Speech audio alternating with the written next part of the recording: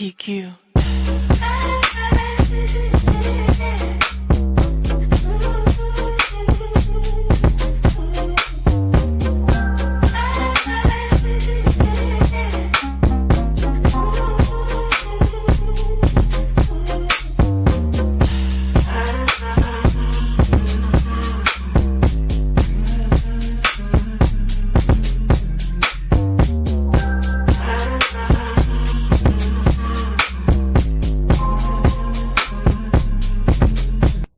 PQ.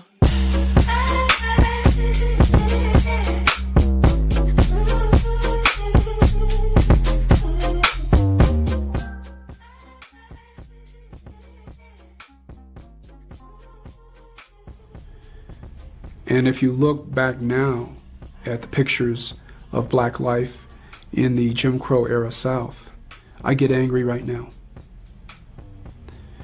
People weren't angry, at least for two reasons.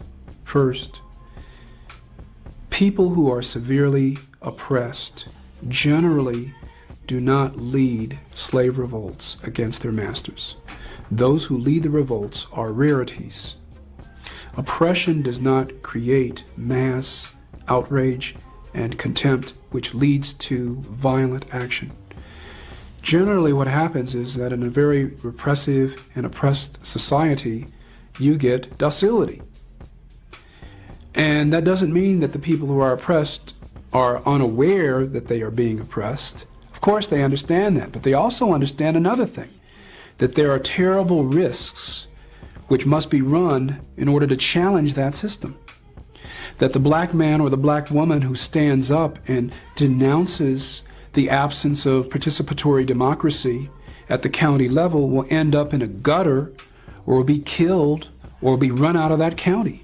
And that's a reality that every young black boy and girl who grew up in the Jim Crow era South understood.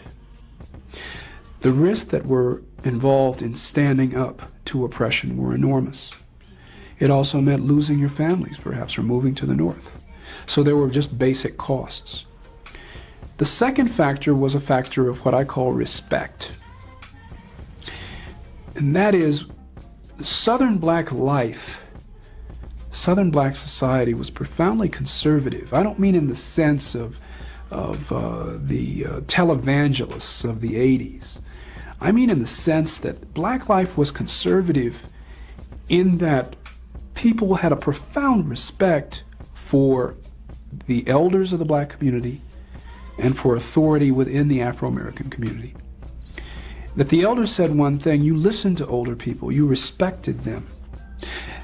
To be old meant to have acquired a body of wisdom or knowledge. And the sense of the older Afro-Americans was that change would come about at best only through gradual means. You've been watching a clip from Manning Marable. I'm David Hoffman, an independent documentary filmmaker, and I did that interview with Manning back in 1989 as part of a series that I was making for television on the 1960s. So before I play you the rest of the interview, I just want you to know that I told each interviewed subject, including Manning, say what you experienced. Say how you see. This white man here, Caleb Cage Lawson, was found hanging from a tree in Aberdeen, North Carolina on Sunday. Now, according to the North Carolina Beat, he was 29 years old. Like I said, he was found hanging from a tree in the middle of the day at 2:45 p.m. in Aberdeen, North Carolina, only about 75 yards away from a busy shopping center, Center Park. So basically, the North Carolina Beat, which is an independent journalist, was receiving tips about yet another black person being hung in North Carolina. But then he called the Aberdeen Police Department, and they were able to confirm that, in fact, it was not another black person to add to the list of black people that had been lynched, that it was actually a white man this time. But peep this. It says that the Aberdeen Police Department said that the death is being investigated as a suspected suicide, right? However, officials have not yet made a final determination regarding the cause and manner of death. But you know, the thing about that is, black people are getting lynched, it seems like, a few times a week, and they're quick to rule those suicides before they do any investigation.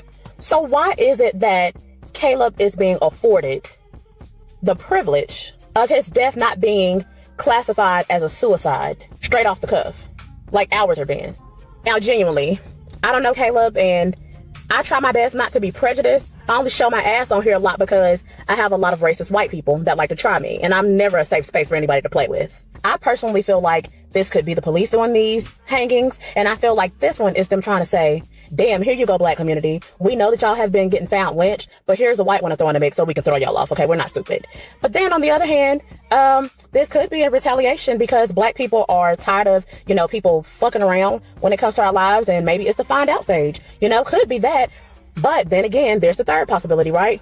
It very well could be a suicide with Mr. Caleb, right? Because going back to that per capita conversation that racist white people love to have, right? Okay, so let's look at the national suicide rates per capita. You can see that non-Hispanic white people account for approximately 17.2 to 17.6 per 100,000 people, right, per capita. And when you come down here and you look at the national suicide per capita rate for black people, it's only about 8.4 to 8.7 out of those 100,000 people, right? That means that the chances of a white person per capita killing themselves by suicide is double the amount of black people. Yet we're being lynched again, day in and day out. They talking about we're publicly hanging ourselves from trees. And then even when it comes to the overall national average for everyone, all races, that's at 13.7, which is still significantly lower than the national suicide rate for white people. So again, the cops could have did it. Somebody black could have retaliated. Maybe they were about to get hung, and maybe they took it upon themselves and said, hey, it's going to be you or me, and it's going to be you today, buddy. Or like I said, I wouldn't put it past anybody white to actually commit suicide from hanging themselves from a tree, considering the fact that it seems like you guys tend to kill yourselves quite a bit. But then again, You have called for self-defense units, rifle clubs, Oh, yes. ready to execute on the spot those who threaten Negroes. I don't think that I said that. Yes, you did. No, I don't think I said that. All right. I have called for rifle clubs that I think Negroes should, in areas where the police, whether it be federal, state, or city, have proven their inability or their unwillingness to defend Negroes, the lives and the property of Negroes, then it's only intelligent and it's only right that Negroes protect themselves, and I have encouraged them to buy a rifle and a shotgun, which according to the Constitution is legal. For what purpose? Not buy a pistol or something like that, but a rifle or a shotgun, which is constitutionally legal. For what purpose? So that at any time, anyone makes any effort whatsoever to brutalize them or attack them or endanger them, they should have something to defend themselves. Mr. President, they're not all this good. Some of them need a little work. But this one right here, this is top of the line. Fully programmable, sings, dances, takes direction. This is one of the good ones. Now this is South Carolina. And when we say we love President Trump, we say it loud and we say it proud. Is this Donald Trump country? Oh yeah. We love a president who closes our borders. I know this is going to offend the liberal elites. Every time I say it, it offends them. Watch this. But let me say it one more time. America is not a racist country. That boy's good. He sure is. Do the Timmy Shimmy. Oh, y'all want the Timmy Shimmy? Do y'all want the Timmy Shimmy? No. Say it loud and proud. Give me my theme song. Bass are good, bass are kind, bass are still Does he know they're laughing at him? I don't think he does. Sun He come really up, thinks I he's start killing it. my day. Anything Master say, I say. I want one. One what? A Timmy. We'll see what we can do. He really wants that Timmy. Yeah, he does. Let's get him one. All right, we're getting him a Timmy. Sorry. Excuse me? I don't care. Sir. This fucking cut in front of me. It's not. It's not. Get the fuck out of here. Sorry, this is not going to do anything. It's not. You're absolutely right. Yeah, it's not. It's not. This is not how we do things right now. Oh, okay. You know how fucking lying works? Lying? This is a fucking lie. You were behind that car. Fucking lie. Sir. You were behind that car. In a fucking line. That would have been you right there. But no, No, you wanna I would have bitch at been me. here. You would have been car there. moved. Why didn't you fucking come around there? I was going to. Okay, well, can you get out of the way so I can pump gas? No, You sir. would have been already getting gas. I don't care. But you want to be a child about it. No, you're being a fucking child. He would have been done already. Like, I don't give a shit. Like, I seriously don't give a shit. This is fucked up, and you fucking know it. Get the fuck out of here. What is it that you're trying to do? Like, this is not gonna I do just anything. want to get gas. Okay. That's all I want to fucking do. Everyone- You're not helping. You get out of here. No. Get the fuck out of here. There you go. There's Yeah. kids in the car. And you're doing this. Yeah. And you're doing this. Yeah. You're doing Get it. the fuck out of here. You're doing Your it. lady's trying to pull you back. Come on. No. Get back. Come on. I'm his mom. Okay, his mom. His mom's trying to pull you. His mom's trying to pull you back. You should call the cops. Well, call the cops. He already assaulted me. You came over here, touched my property, moved my stuff and everything. Sure, I don't give a shit. Okay, you don't give a shit. Wow. Okay. No. You can't go with me. They're gonna arrest you. They ain't gonna arrest me. Yeah, they will. No, they ain't. Sir. Call the cops, please. Call the You cops. go back to your vehicle and put gas. That's Come on, it, please. Johnny. Just Call the that's cops. it. I'm Come coming. on, sir. Just come back. Let me drive. I'm driving.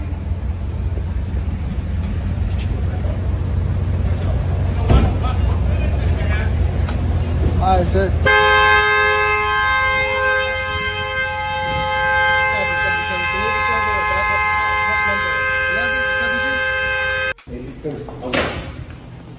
Y'all have no consideration for people that live here. You had us up till 3:30 in the morning. Take my picture, call me a Karen, put me all over social media. I don't care. My son's an actor. You can do whatever the hell you want. Call me a Karen. You guys are a bunch of bullshit. You should go and apologize to everybody in this neighborhood for lighting off fireworks at 3:30 in the morning in a neighborhood. You got anything to say? Yeah, that's what I'm saying. There's a difference. Don't get in my face. Don't get in my face. Don't get in my face. Can you please back up? No. Okay. All right. There's a difference. What? Close the door. It's no, free. close, No. close the door. I will no. back up, but no, you no, need to. You no, owe what are you an doing? What are you? explanation. Close the door. You owe Close us the an door. Close the door. explanation. I will call the cops. We call the cops. I don't care. I don't You're care. kicking if they the arrest door. Me. I was up till 3:30 in the morning. You're weird. What are you doing? What are you? Back up, back up. What are you doing? I want an explanation. No, do you even care? No. Do you 'cause even care? You're you not. don't You're not even being care. civil. You're not being civil. Why should I? You're You kicking the sit door. at 3:30 in the You're morning. kicking the door. You're.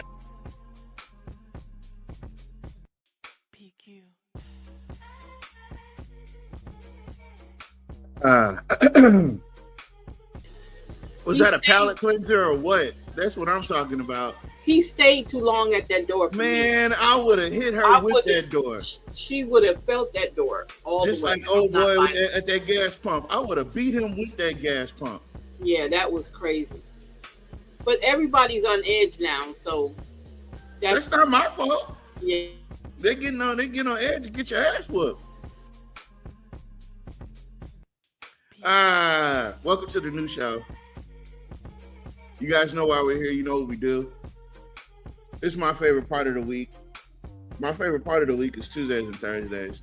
Providing this information and some clarity on some things you guys may not have known with my friends, and making new friends, getting new people the time and the effort that you guys deserve to have things explained to you.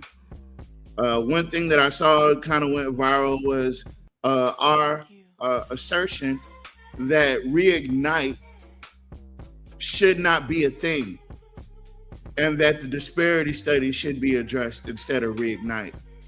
And the fact that you have coloreds, you have these people. Mr. President, they're not all this good. Some of them need a little work. But this one right here, this is top of the line. Fully programmable, sings, dances, takes direction. This is one of the good ones. Now this is... Yeah, because seeing as how we've got those types of people working for Jock Roy, they'll never tell you about the disparity study. Matter of fact, none of them colored people over there have said anything about the disparity study. Even the guy, Miss Linda Bell, plug your ears, even the guy that said they bled and died,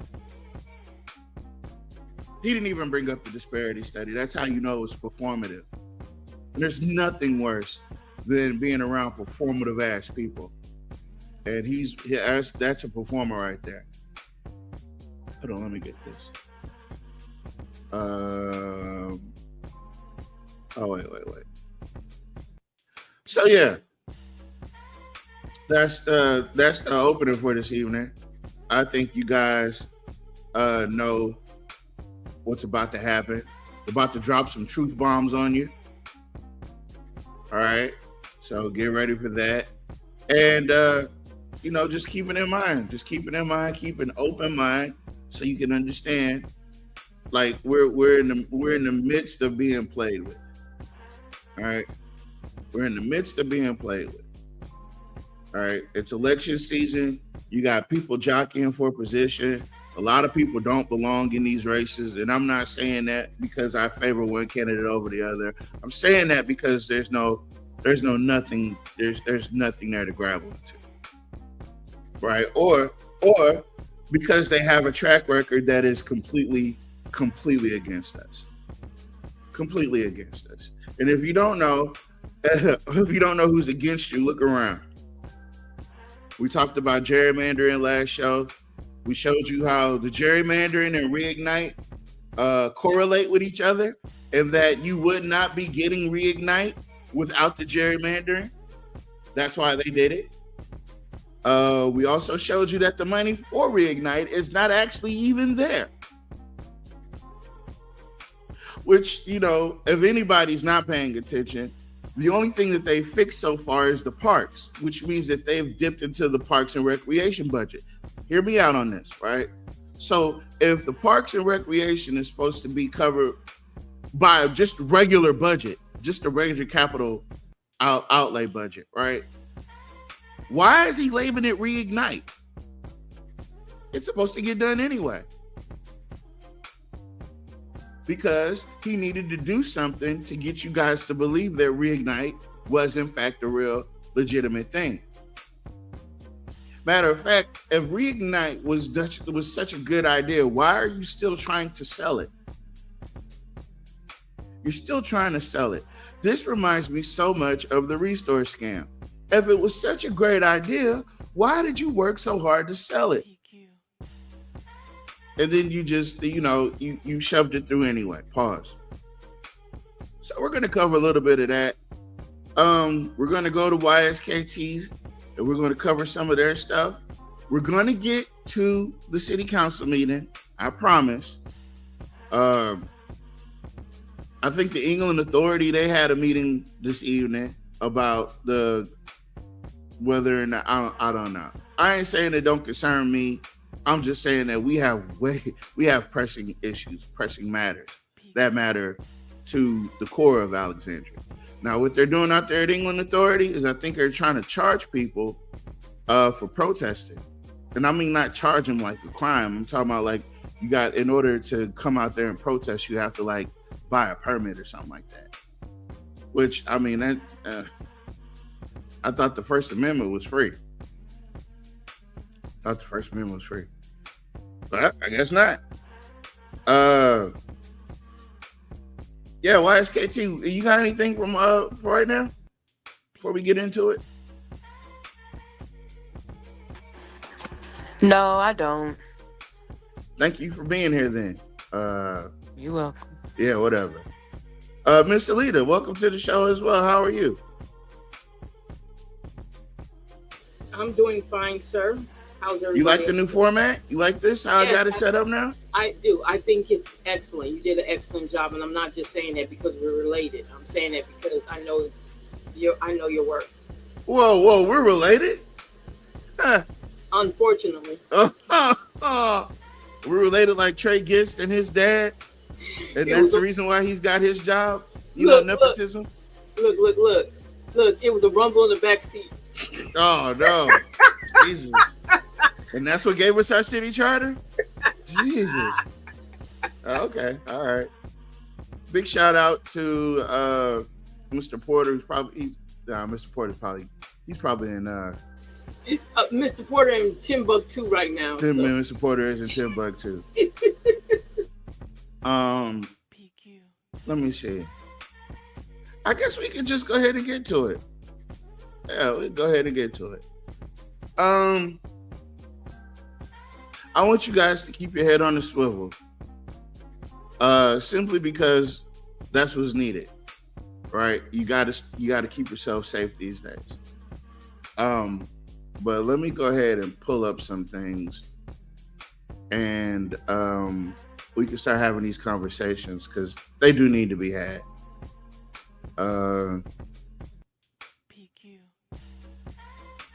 Your president is over there renaming shit again, like that matters.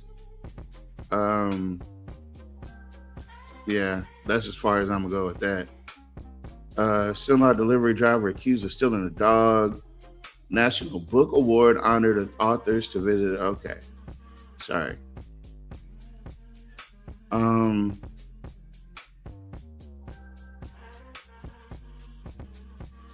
Yeah, it looks like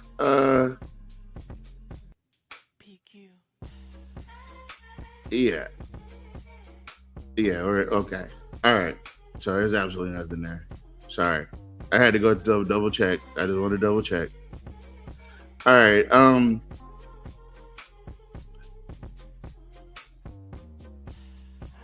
So, what's the first thing I want to talk about? If you don't know, if you do not know who your council people are for now, what up, Brother Greg? If you don't know who they are for now, YSKT has done you all the solid and put you all on game. Okay? Only person missing here is Fowler. But everybody here, all right, hold on, let me make this better for everybody. Nope, that's not it. There it goes. Those are the people that you need to get in contact with. All right. I mean, I don't know what else to tell you. Gary Johnson, I think this number. Oh, yeah. Lizzie Felter and Gary Johnson. And Jim Villard. All three of these people have the same phone number. Anybody know what's up with that? Oh, yeah. Well, and Gary Johnson and Lizzie Felter apparently live together. Anybody know what's up with that? YSKT, did you know about any of this?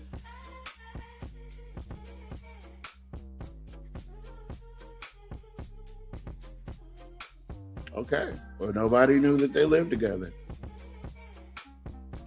Yeah, that's a little weird. Oh, wait a minute. 915. This is City Hall. They're using City Hall's address. Oh, and they're using City Hall's phone number. So all three of these people you cannot contact at all. You can't contact them, period. You're gonna call City Hall. But you can't come see him, and or he put his address up, but you can't call him. You can't call him, and you can't call her. Somebody did reach out to YSKT and say, hey, why are some people pretty much unreachable? And I said, well, this contact information comes from the city website, so it's really not anything I could do about that. But with the addresses, they just didn't want nobody to know where they stay, apparently, which is, I understand. But what about the phone number, though? I guess you got to call and leave a message or send an email. But guess what? That's good to comment, because maybe we can raise awareness that we need an update. Yeah. We need more ways to contact, We need to get rid of Gary Johnson. Oh, duh. Yeah. We got to get rid of Jim Villard. Of course. Right. And then we can get some actual phone numbers, some actual contact information. All right, yeah. That sounds about right. Okay. And all also, Fowler is on there. You have to just look at all the pictures. Thank you. Oh. Mm-hmm. Oh, okay. Oh, yeah. Oh, there he goes. Yeah, there he goes.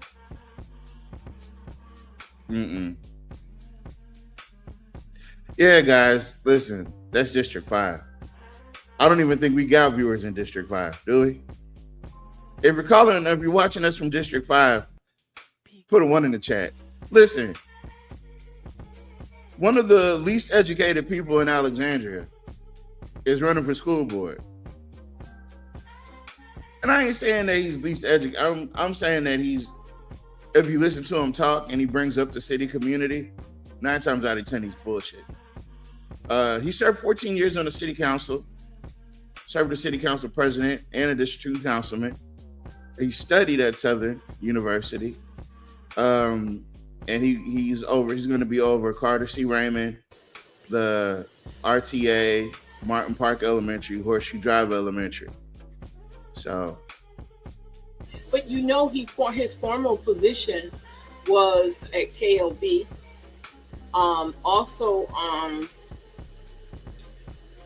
He has a communication degree. Also, he also works for the Renaissance. The Renaissance. And so the yes, Sheriff's Department. Yes, put the guy that works at the Renaissance in charge of your kids. Then we can just cut out the school to prison pipeline and we just call it the prison pipeline. Yeah, no. We got another candidate here, Miss Marie Ashmore, who's the incumbent. Over 30 years working across military personnel operations, including roles in office manager, project management, budget administration, and training.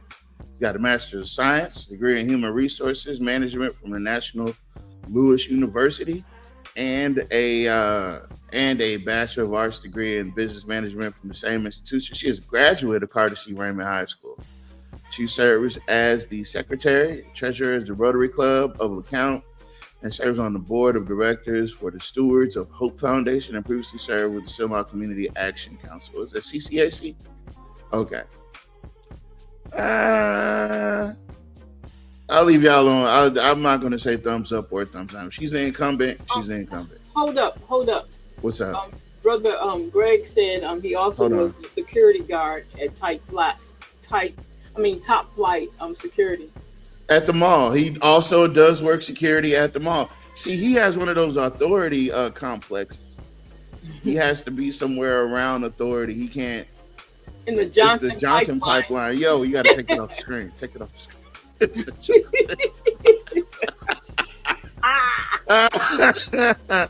If you are District 1, 2, or 3, Jim Millard doesn't want to be with you. You can't be a public servant if you don't want the public to reach out to you. This is true. Let's keep going here. And of course, good luck to all these candidates. Brother Malcolm, Mr. Porter, Brother Greg,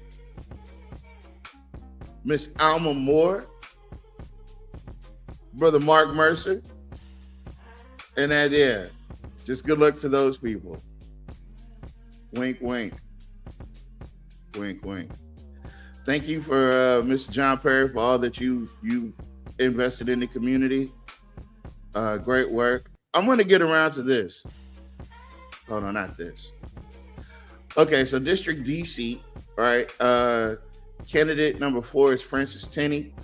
She's an Ash alumni, NSU LA alumni, Norwich University alumni, Bridge University, BS in Theology, Master's in BA, Concentration in Project Management, Bachelor of Science, Certified Workforce Development Professional, owner coordinator of Notaries on Wheels, and co-owner of Dwight Howard Hobby and Body Shop LLC, workforce professional, Rapids Business and Career Solutions Center.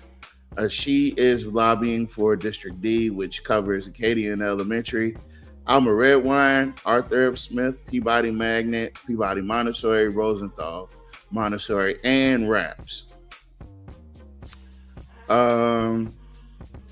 Apparently, this guy doesn't have a picture, but it's Larry Spotsville. He's lobbying for the same one. I don't know him. He's director of Juvenile Services Rapid. No, it's a no. Absolutely not. Listen, I like my school board representatives as far away from that prison pipeline as possible. Because I feel like these people have a hidden agenda, right? Because they didn't build that new facility out there at Renaissance for nothing. They didn't change these laws for nothing. And so I believe they're going to need people in those spaces to usher your kids over. Also for District D is Thomas Sands. Every child, every campus, every day, every student deserves a safe, inspiring place to learn. Every campus deserves resources, teachers, and leadership needed to thrive. And every single day is an opportunity to put our students first and build a brighter future for Rapides Parish. I look forward to connecting with families, educators, and community members across District D in the coming weeks to listen to your ideas and discuss how we can work together to move our schools forward. And he's also lobbying. District D is stacked. First New Light Baptist Church, he's the pastor. So you got a pastor now. All right. Same district. District D is stacked, you guys. You guys have options. Southern University A&M, Rapides Finance. This is Christopher Caffrey, Dr. Christopher Caffrey. That I guess that's the extent of what he wanted to put up there. But that's also District D. Now, Brother Jules Graham of Alexandria. And ladies and gentlemen. Hold on, I gotta change the audio input. So apparently, ever since we had this conversation on this show about and brought attention to it, it's good that everybody's been picking it up. And I'm so glad Brother Jules went out. This is the second time going out there, by the way. And speaking of the, and he's done. Hold on, he's done a good thing by putting this stuff. They do have a hidden agenda. Yes, indeed. Yeah, we're gonna need a picture of him. He can't see nobody. Can't trust him. That's okay. So Brother Jules goes back out to Sanctuary, and this is his observation. Let me see if I can get a little bit of it. This is his observation. Good afternoon. This is Jules Green back out at the Sanctuary of Alexandria. And ladies and gentlemen, I was out here June the 3rd with the residents speaking of the trash situation. And we're back at ground zero. Trash in this dumpster, that dumpster, and further down all over. I'm going to speak with the management in just a moment to see why the trash is back as it was. Undoubtedly, somebody's not paying their bill, but a resident that I did speak with that asked to be kept off of camera said that they do not want to be on camera about what's going on out here. They have an outside entity, so it's bad. And again, they're keeping the grass cut for now, but the trash factor, this is not necessary to be done. And again, I do want you all to know that it's deplorable that you have to live in these kind of conditions. Your children have to go to the bus stop and pass by this stench. And you see all of what I'm looking at right now. This is 1, 2, 3, 4, 5, 6 dumpsters that are providing this type of situation and living statuses for these citizens. So I do want you all to know it needs to be taken care of. I went to the health department before. Look like I'll have to be revisiting the health department to let them know again, the problem has manifested all over. Again, the city wants to incorporate new code enforcement, but we're not enforcing the ones that we currently have on the book, as far as my concern. I'm just one person on the council, but this is unbelievable that you cannot keep the sanitation area where you live at, pay rent at, and have these people maintain a proper and decent environment for the citizens that pay their money, Section 8 or not. Everybody out here is not on Section 8. So again, it's bad. And I just want you all to know that they are keeping the grass cut for now. But the problem is, the ladies say the rats are so big. This is a health issue. This is a health issue. Again, I'm Jules Green, City Councilman at Large, out here at the Sanctuary of Alexandria, right off of MacArthur Drive. And I'm going to report it again and see what we can do to rectify this problem for these people. 2026, you should not have to live like this. Again, thank you kindly for watching and listening. Jules Green, City Councilor at Large. Thank you again. Can you believe that there's people out there with such good hearts, such deep pockets, that they would let this happen every single day? Somebody said something to me the other day. It threw me off. That's why I be careful when I be speaking, because I don't want to say the wrong thing. But, you know, all these wonderful people that we go to church with, all these holy rollers, all these hardcore Christians, Pentecostals, whatever your denomination. And never not one time did they say, hey, let's do something about these disparities. Hey, let's do something about lifting up one of these communities. Hey, let's pick a community besides our own to help. Never not one time. You know? But maybe I'm wrong. Maybe it's not, you know, maybe I'm wrong. But yeah, there's a lot of well-meaning people out here that don't never get shit done. But I do want to say I appreciate Brother Jules for going out there and actually being invested enough to go, because I ain't never seen Jim Villard out there. Jim Villard probably don't even know if this is in the city or not. Most likely he don't. Yeah, he probably don't even know if this is in the city or not. Most likely he don't know it's in the city. Ms. Hey, Tasha Jim. say this. Look what Ms. Tasha said. Yeah.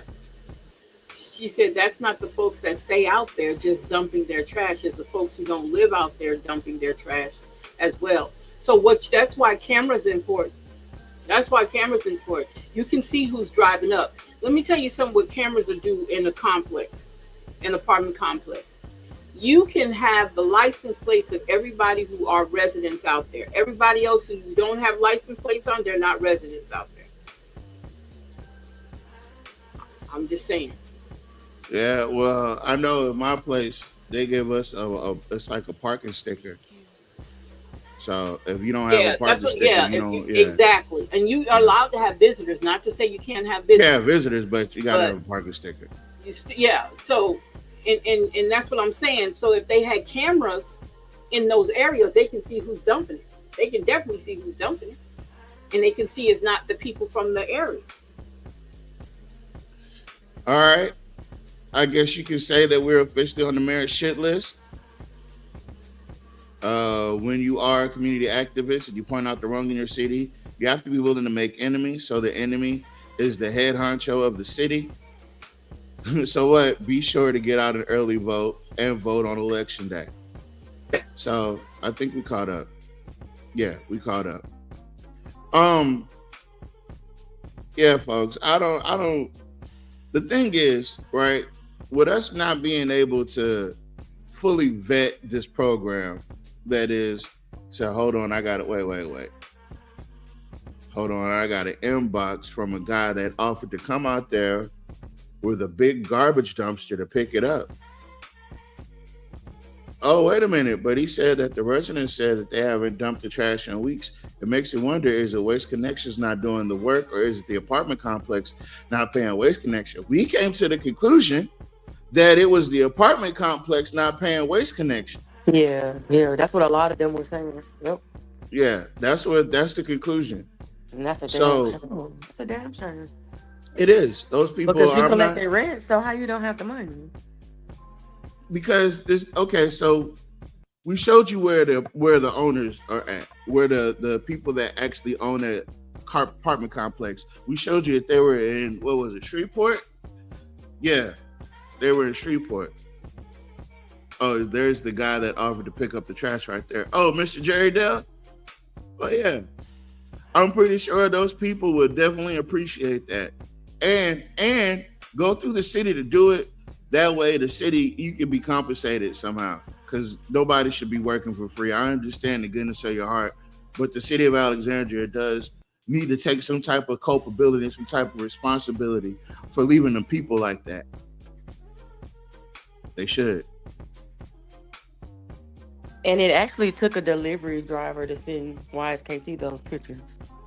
So somebody who doesn't even stay there. Yeah. And this is, like I said, guys, just because we didn't go as far as we wanted to, this is still Renters' Rights Awareness Month, right? So there's absolutely zero grounds for anybody to be living in these type of deplorable conditions. And I don't care where you're at in the city, you have a landlord. And I tell you what, we've been kind of noodling this around. I do want to come up with a system where if you're having issues with your landlord and getting things fixed, we need to assist those that are doing it the right way. So if you got a bad landlord, we're going to try to come up with some type of system to where we can get you to fill out some paperwork and we can file that away. And when it's time to actually organize this renters registry, we'll have the information. Also, it'll assist in cases, in matters where you have to take your landlord to court, right? We can help you organize your paperwork, because you have to be organized. You have to follow the guidelines so that you can win on the other side. You have to write that letter first.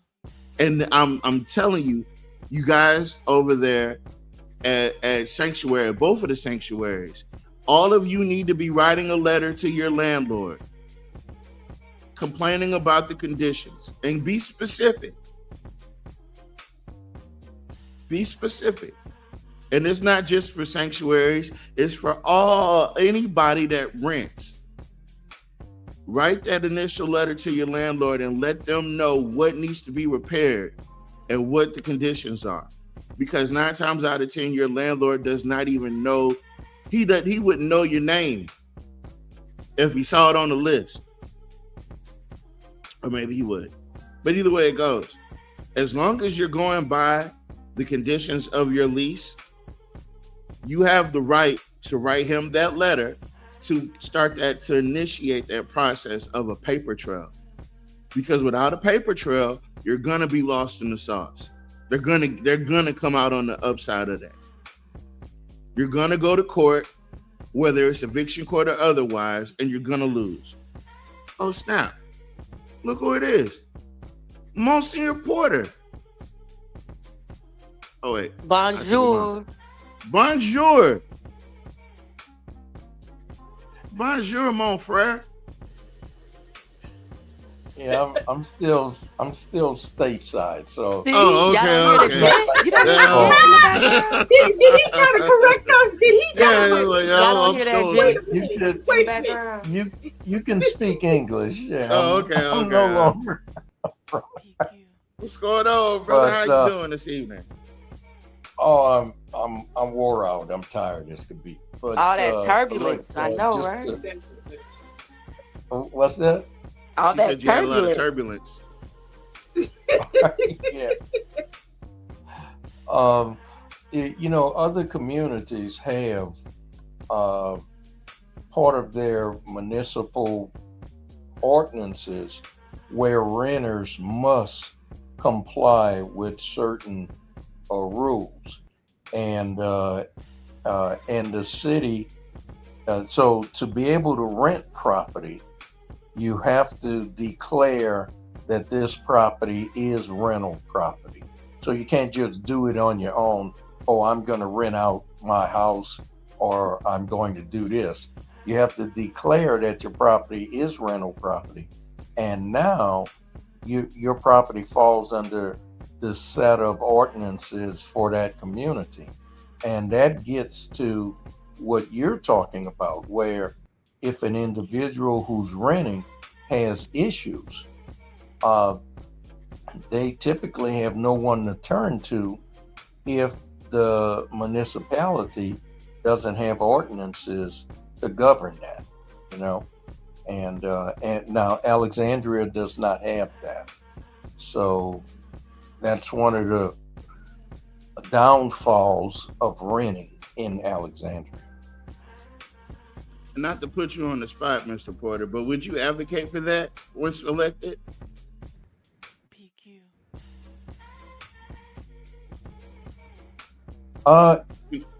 Yeah, because so many of our neighborhoods are going down that route. I mean, look at Morton Park. Morton Park used to be a really nice middle class neighborhood, but some of the early owners of residences there, they have moved somewhere else and they're renting out their property. So, you have several neighborhoods that are falling into that arena. And if the landlord, the owner, does not maintain that property, and they're renting it to people, now when they have an issue, where do they turn? So yeah, I do feel there's a need for that, and I certainly support something like that. We don't have to reinvent the wheel on that, because other cities have those type ordinances. So we could beg, borrow, and steal from them and put together something that would fit our town of 45,000 people. That's a big issue in the Sonia quarters, where you have the row houses that a lot of people have picked up at a sheriff's auction, and they haven't made any improvement to those homes, but they're renting them out. And when people try to get something repaired there, the roof repaired or the floor repaired or the porch, the landlord is unresponsive. They will not come out and spend any money on those structures. So these folks have nowhere else to turn. And then here's where the law does not protect them. If they say you're not replacing the roof or repairing the roof or repairing the floor, I will stop paying rent. Well, now the person who is renting the place is in violation of their rental agreement, and they the ones that get dragged into court, evicted, and stuff like that, instead of the landlord who forced them to take that action. So what it's sad to say, but if you're in a situation like that, one of the things you really must do to get justice is to continue paying your rent. And it seems like a lost cause, but down the road, you get to court if it goes there, and you'll get ruled against because you violated the rental agreement. There's I would support ordinances that support that. You support it, but there is another side to that. There is a way that you can hold back the rent when something like this happens. There is a way. I can't remember what it is. Oh no! You have to have the paper trail. Yeah, that paper trail. The paper trail is everything. That you have been constantly telling your landlord about that, and in order for him, or you can repair it yourself and take it out. And add it. You have to take it out, but that you has have to to be give them receipt. Prior agreement with you and the No. landlord. Listen what I'm saying. When and if it comes to that, what you will have to do, make those repairs out of your own pocket. You take that receipt and you put it to your rent, and you deduct that amount from your rent, and you give him that receipt. As long as he have a copy of it, that's right. Yeah. Yes, ma'am. Yes, ma'am. What's going on, Rock? That's my homegirl, Rock. Y'all. I got a whole nother lifestyle that I kick it with on TikTok, and we be politicking about these cases. And Miss Tay, aka Rock, is one of my homies. So, yeah, we that leads me to this point. Don't get in these courtrooms with these landlords and think you're gonna win without that paperwork. You know, And you that's got to go ahead. I'm sorry. No, you're correct. I'm disagreeing with you. You have to have your paperwork. Don't say you forgot. Don't say, well, I didn't have. No, get you a folder. And we talked about this on the show before. Get you a folder, put on there rental, your address, and your name, and put your rental, your rental agreement in there, all your receipts from paying your rent. Keep up with all of that. The bank, letting it come from your bank account is fine, but still have it on paper. Put a folder away, lock it up, whatever, but make sure you have all that stuff. So just in case something happens, you have your paperwork, because people don't seem to understand how important that paperwork is. It has to be. And a lot of people get caught up in the courtroom, like you said, Zara, get caught up in the courtroom and they don't have what they need and they lose their case. I'm telling you, I beat my landlord. I beat mine. I beat my old one. The new one, I don't even have a problem with my new one. But here we go, guys. What everybody's been waiting for, our take on, and I still haven't watched it. So we're watching this together. Okay. So there's no cheating. Go ahead and share this out. Go ahead and hit the, hold on. Where's the button at? Yeah, there we go. If you got us on your Facebook, like this post, follow this page, whether you're watching us on Universal Collector Network or you're watching the Can We Be Frank Show fan page, or whoever shared this to you, go back and like their page. How about that? We're gonna start this like train going, because I know a lot of people share it. So get your likes on as well. Also, if you're watching us on YouTube, like and subscribe to the channels, the AKK Network, and I forget what the other one. I think we got, but the other one's for redundancy, because Facebook has a problem with keeping our videos up for longer than 30 days. So we do have an archive of all of these shows. They're on YouTube, all of them, even the ones you can't find on Facebook. All right. So like and subscribe, do the thing, the boost or whatever. I don't know. It's just too much to keep up with. But here we are, guys. Here we are. City Council meeting, finally. Here we go. Mr. Larvey, it's 4:30 p.m. First item to hear from Mr. Chris Massengale, President and CEO of Louisiana Central. Number two, to hear a quarterly report from the administration on minority contracts and permits. Footnote, Alexandria City Council meetings and council committee meetings are broadcast live and may be viewed by the public on Optimum Channel 4. A rebroadcast may be viewed on Optimum Cable Channel 4 and the City of Alexandria website, which is www.cityofalexandria.gov. Mr. Massengale, good afternoon and thank you for coming. It's your hour. Thank you very much, Mr. Chairman. I appreciate that. And good afternoon, everybody. It's always a pleasure to be back in front of you. In fact, as I stand before you today, I was reminded earlier this morning, this is my 1-year anniversary today. Oh, so thank you for keeping me a year. And I hope there's. You know those impressions I'll be doing? Spot on. Spot on. Everybody loves an ass kisser. I've been on it. I've been doing it. Thank you guys. I've been on it. I'm going to cut him some slack. Many more to come. And it has been a fast year. In fact, I think when I spoke to you last, I'd been on the job about 111 days. We're in the middle of the We Make Good Stuff Roadshow, traveling over 1,700 miles, 700 individual meetings with the business leaders and community leaders across the region. When we kicked that off at the Rapides Foundation, their annual event, I said, look, I want to do 100 meetings. And we ended up doing literally over 700 meetings in the course of that very short time frame.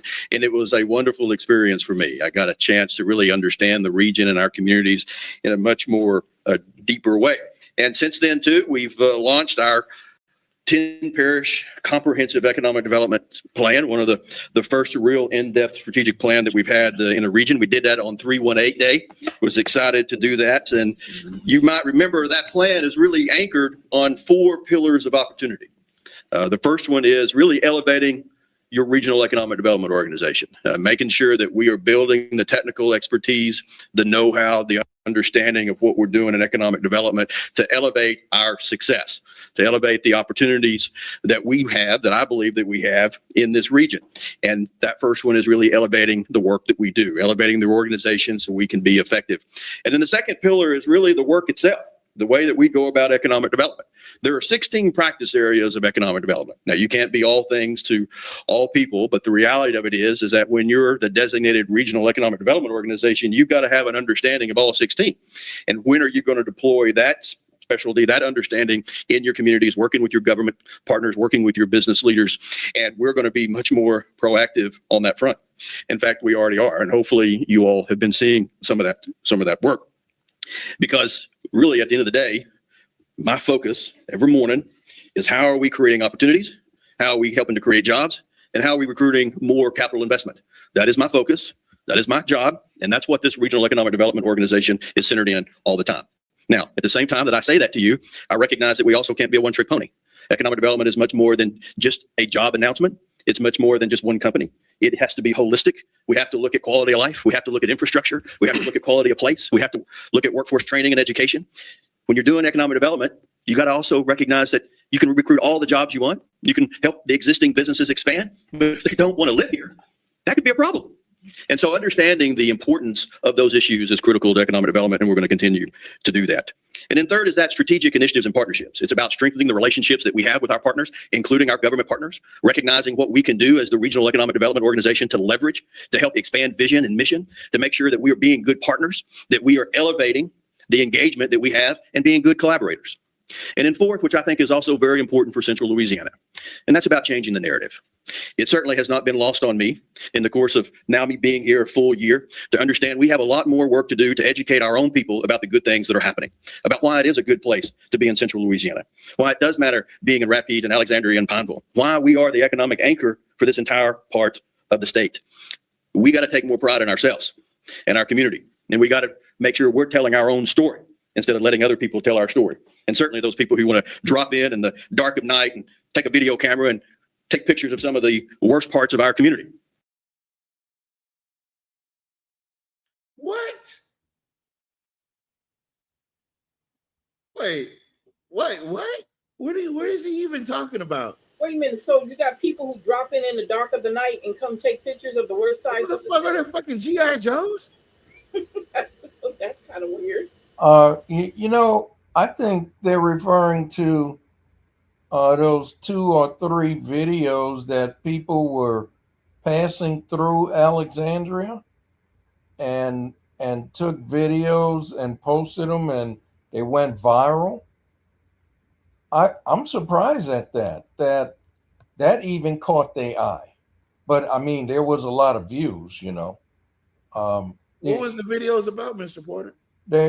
One video in particular was somebody who was traveling to another place, but got off the interstate and was driving through Alexandria and looking at these rundown homes on the street and just filmed it and posted it and let them know, look, I'm in Alexandria, Louisiana, and this is what it looks like. And it got a whole bunch of views.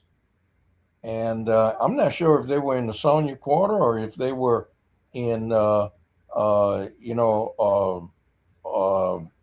in District 1. So I'm not sure exactly what street, but you would recognize it, the ones who very familiar with Alexandria. But there were like 3 different ones that was done like that. And they're not people that live in Alexandria. They're just people that were passing through. And it went viral. Damn. I didn't see it. And I'm wondering if he's referring to that. I'm wondering if it was he's not talking the about middle that. of the night. That was during the daytime. The folks got off the interstate and were surprised at what where they landed once they took an exit off of the interstate. And they're like, man, this is pretty bad.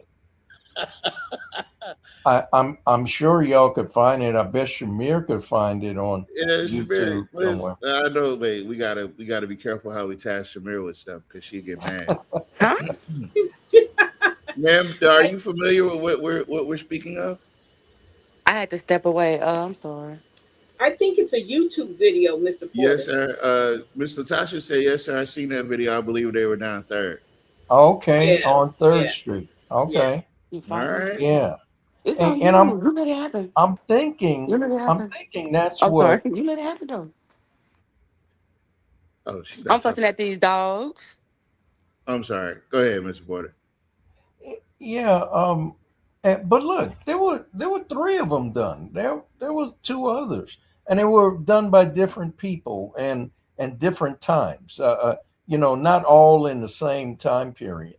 But so Miss Latasha, she recalls one that I was referring to. Now the question is, I'm wondering if this guy is actually talking about those videos. He may be talking about something entirely different that I'm not familiar with. I thought he, like, when he said it, I thought he was talking about Nat. Or one of Shamir's videos, but let's see. Will you name me one city in America that doesn't have challenges, that doesn't have a few headwinds? Does it mean that we don't recognize them? Hey, I keep hearing this word challenges. Are they talking about the Black communities? I don't know.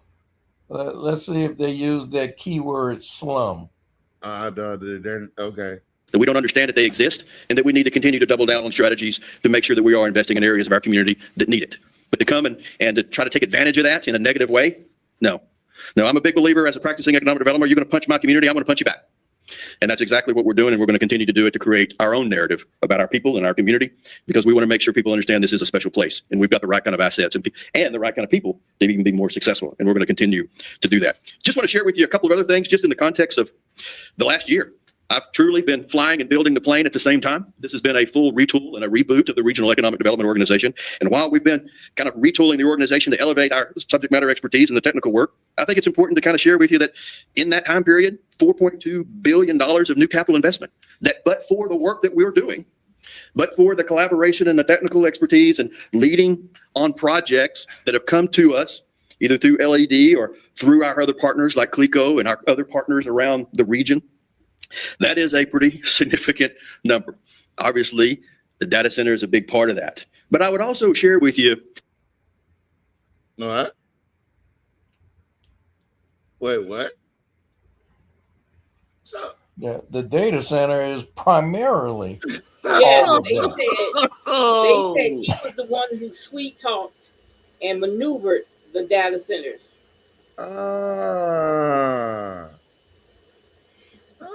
So he's not really a big fan of the citizens, to be honest with you. From what I think I got the gist of what they were saying was the idea that he was the one kind of orchestrating and maneuvering and facilitating the ideal that the data centers come here. He sounds like he just sounds like a good salesman. He reminds me of Jock Roy. He really does. Well, you know, he said these 700 meetings, right? So he's practiced this. He's gotten plenty of radio play with what he's saying. So yeah. In the context of me just sharing some information with you, that we've actually had $3.15 billion of expansion work that we've also been facilitating throughout the 10 parishes below the radar screen without a lot of fanfare because of the tech. So you managed to move around $3 billion through 10 parishes, low key.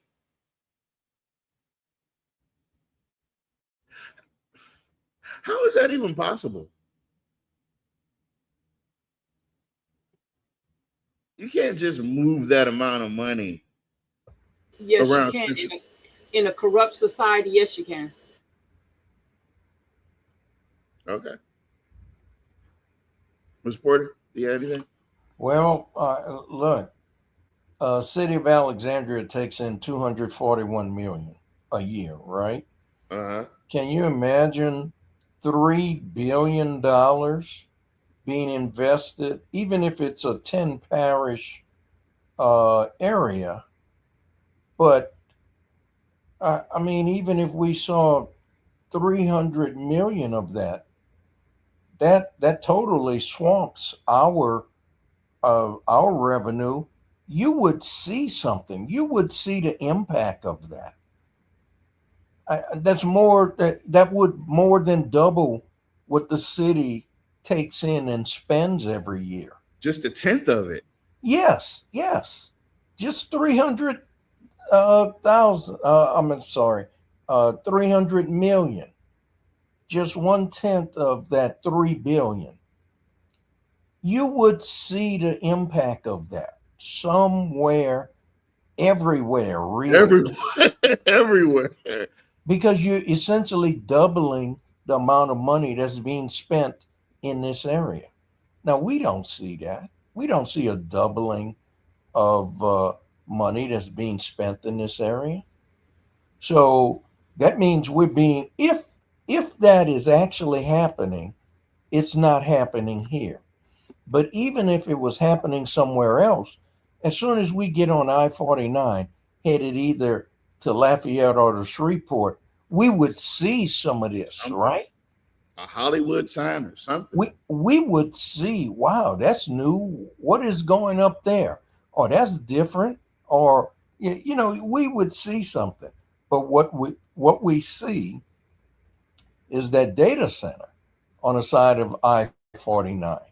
Now, that's most of that $3 billion he's talking about. That's most of it.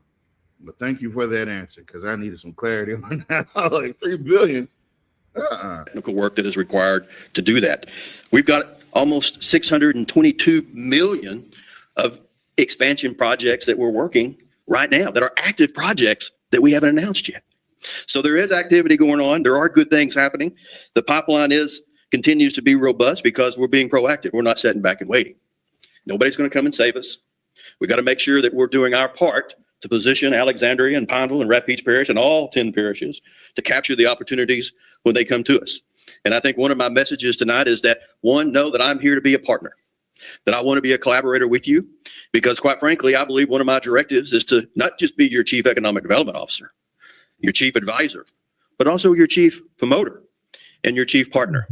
So you invite me in, I'll be here. I don't invite myself because we serve 10 parishes. Our office is here. We're happy to collaborate. We want a partner. And all you got to do is invite me to the table, and I'm happy to be a part of it. And I'm also thankful for the relationship and the partnership that we have with the city of Alexandria. Do what? They go to Here we go with these tables again, man. Listen. I built the table. I just need to come have a seat. It never Reddick said. Reddick said, I built the table. I'm gonna stop. You all have been super supportive on many of our endeavors in the year that I've been here. I appreciate that a great deal. Most recently with what we call Project Jerry, now that you all know is Coca-Cola bottling. We're very excited about that project. $106 million of new investment, almost 5.8 million in. Isn't it ironic how he all of a sudden ended up here at the meeting after that whole expansion?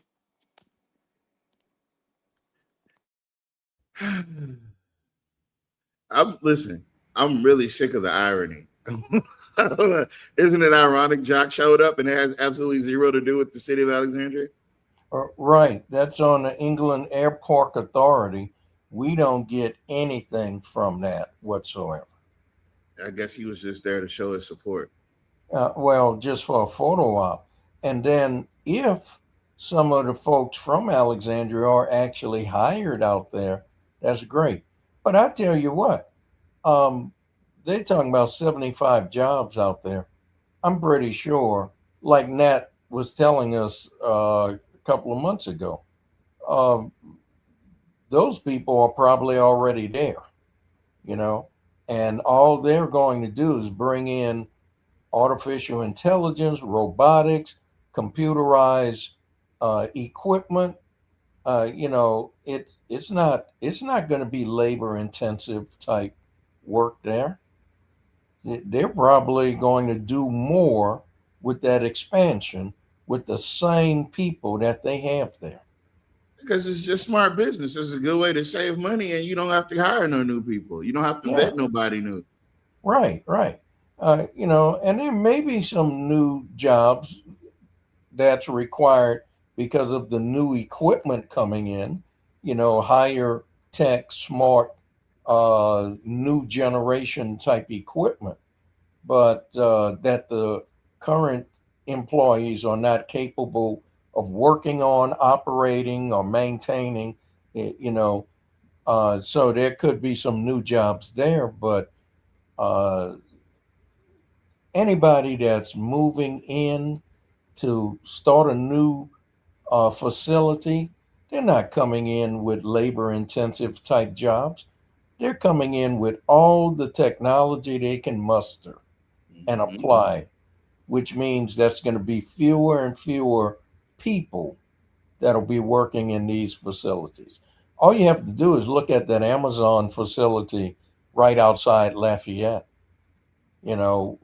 Folks was thinking that was going to be a whole bunch of jobs. And after the construction ended, the actual jobs there, nowhere near what was projected. Nowhere near. New payroll.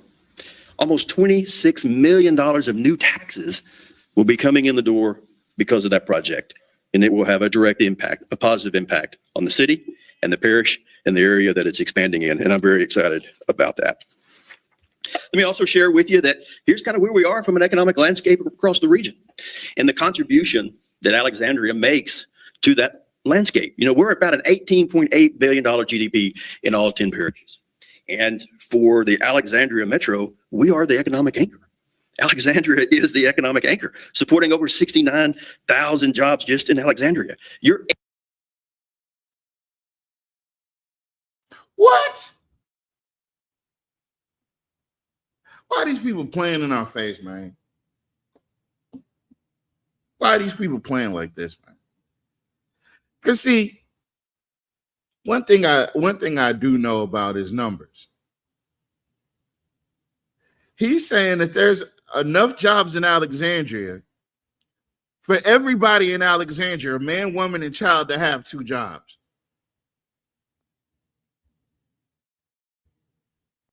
2.5 jobs, 2 3/4 jobs. He's saying 69,000 jobs in a town that has a population of 45,000. He said 96,000. Oh, I thought he said 69. Let me run it back because you might be right.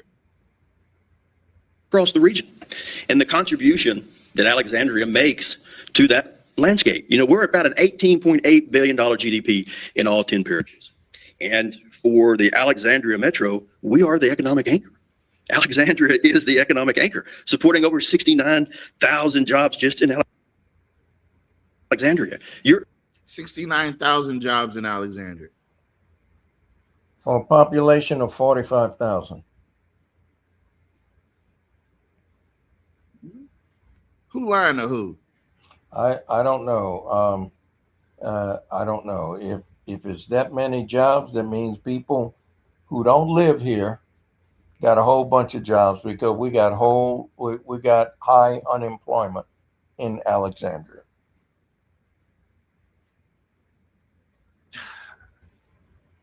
So if there truly are those jobs in Alexandria, that means people from outside are coming into Alexandria to work. Well, okay, so how? Never mind. I'll wait. Because I'm going to ask. Billion of our regional economy. You're supporting major industry sectors from wood products, chemicals, electrical equipment, manufacturing, machinery is all based right here. Now, areas for us that we're still paying attention to, you might have seen some of this in the news lately. we're really focused on labor participation. We've got about a 59% labor participation right now, and we've got to double down on that. We've seen an uptick in the state. We've seen some improvement, but guess what? We have not seen that improvement here. We got to do everything we can to make sure we're working strategically, intentionally, in a collaborative fashion to bring strategies to the table to deal with labor participation. We can't afford to let one person be on the sidelines. We need the workforce. We have an amazing skilled workforce right now, but we have to add to it. And that is a major area for us in economic development because it will have a huge impact on every one of our communities, particularly for Rapides Parish, because we are the economic anchor for the entire region. And we need everybody. We need all people having an opportunity to take part in the new jobs that are being created and to see opportunities fulfilled for their families. And that is a big commitment that we have moving forward. I think I'd also just share with you that as we look to the future, our focus is not going to change. It is about implementing our strategic plan. You're going to find with me that I am very focused. You don't do those plans. You don't go through that exercise. You don't hear from the public. You don't hear from your community leaders and business leaders and then put it on the shelf and just keep doing what you've been doing. I think we've heard the old saying, you keep doing what you're doing, you're going to keep getting what you're getting. And we can't keep doing that. Right. And that's why I'm here.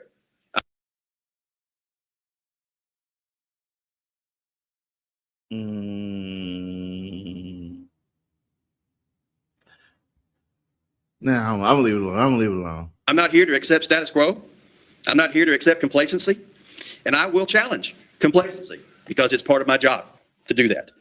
This is an amazing place. We have tremendous assets, and I believe that we can compete. In fact, we're doing it. We are competing. While we're building an organization even to do more because we're not going to be passive. We're going to go out, we're going to put the pads on, we're going to get in the field, and we're going to compete to the strongest of our ability. And so we're going to continue to do that.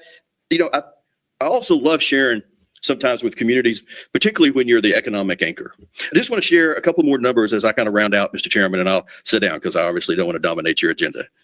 But I certainly want to give you a little bit of an appreciation of the contribution that Alexandria makes. We have, let's see, 1, 2, 3, 4, 5, about 6 major sectors that we follow pretty consistently. Healthcare, manufacturing, the agricultural space, defense, aerospace. Speaking about aerospace, maybe you all saw that small little announcement that the state made this morning having to do with some rockets going to outer space. Well, let me put. Yeah, what he's talking about is your governor sold some land to Elon Musk so he can build him a space station somewhere in Louisiana. Yeah, that's what he's talking about.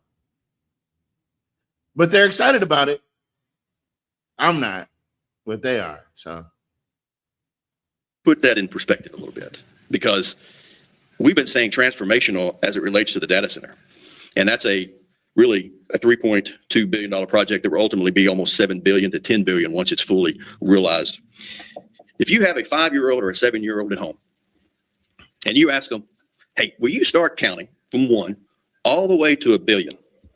Anybody want to take a guess on how long it will take them to count to 1 billion? Even taking in breaks, taking considerations, but for every minute that is available for that 7-year-old to count to 1 billion, 32 years for that young person to count to 1 billion.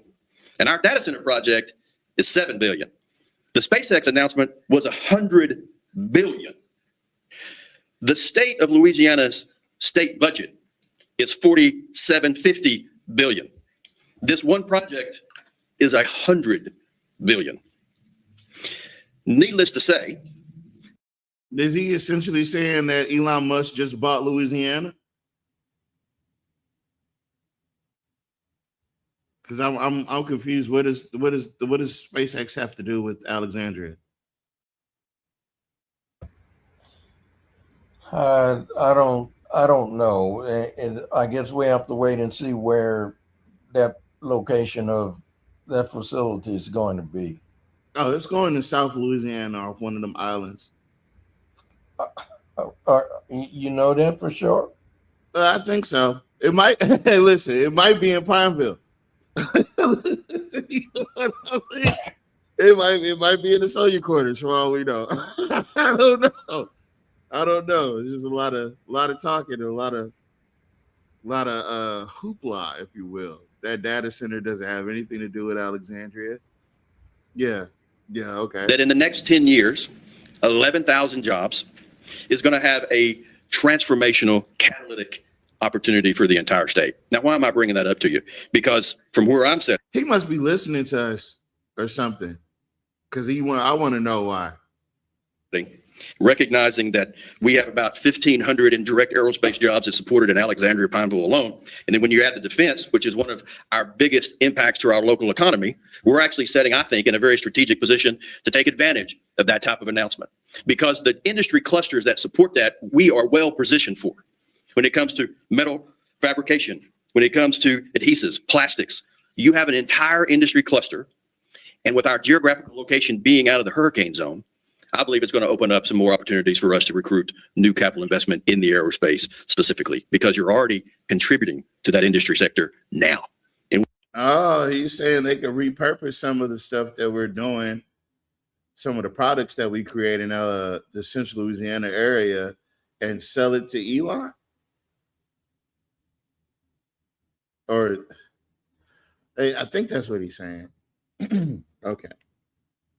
we have room. We have the location and sites. In fact, I'm so excited to let you know that now we have been brought in to help with the redevelopment of the old IP site. That is probably going to end up being one of the top 5 industrial manufacturing sites in the entire state.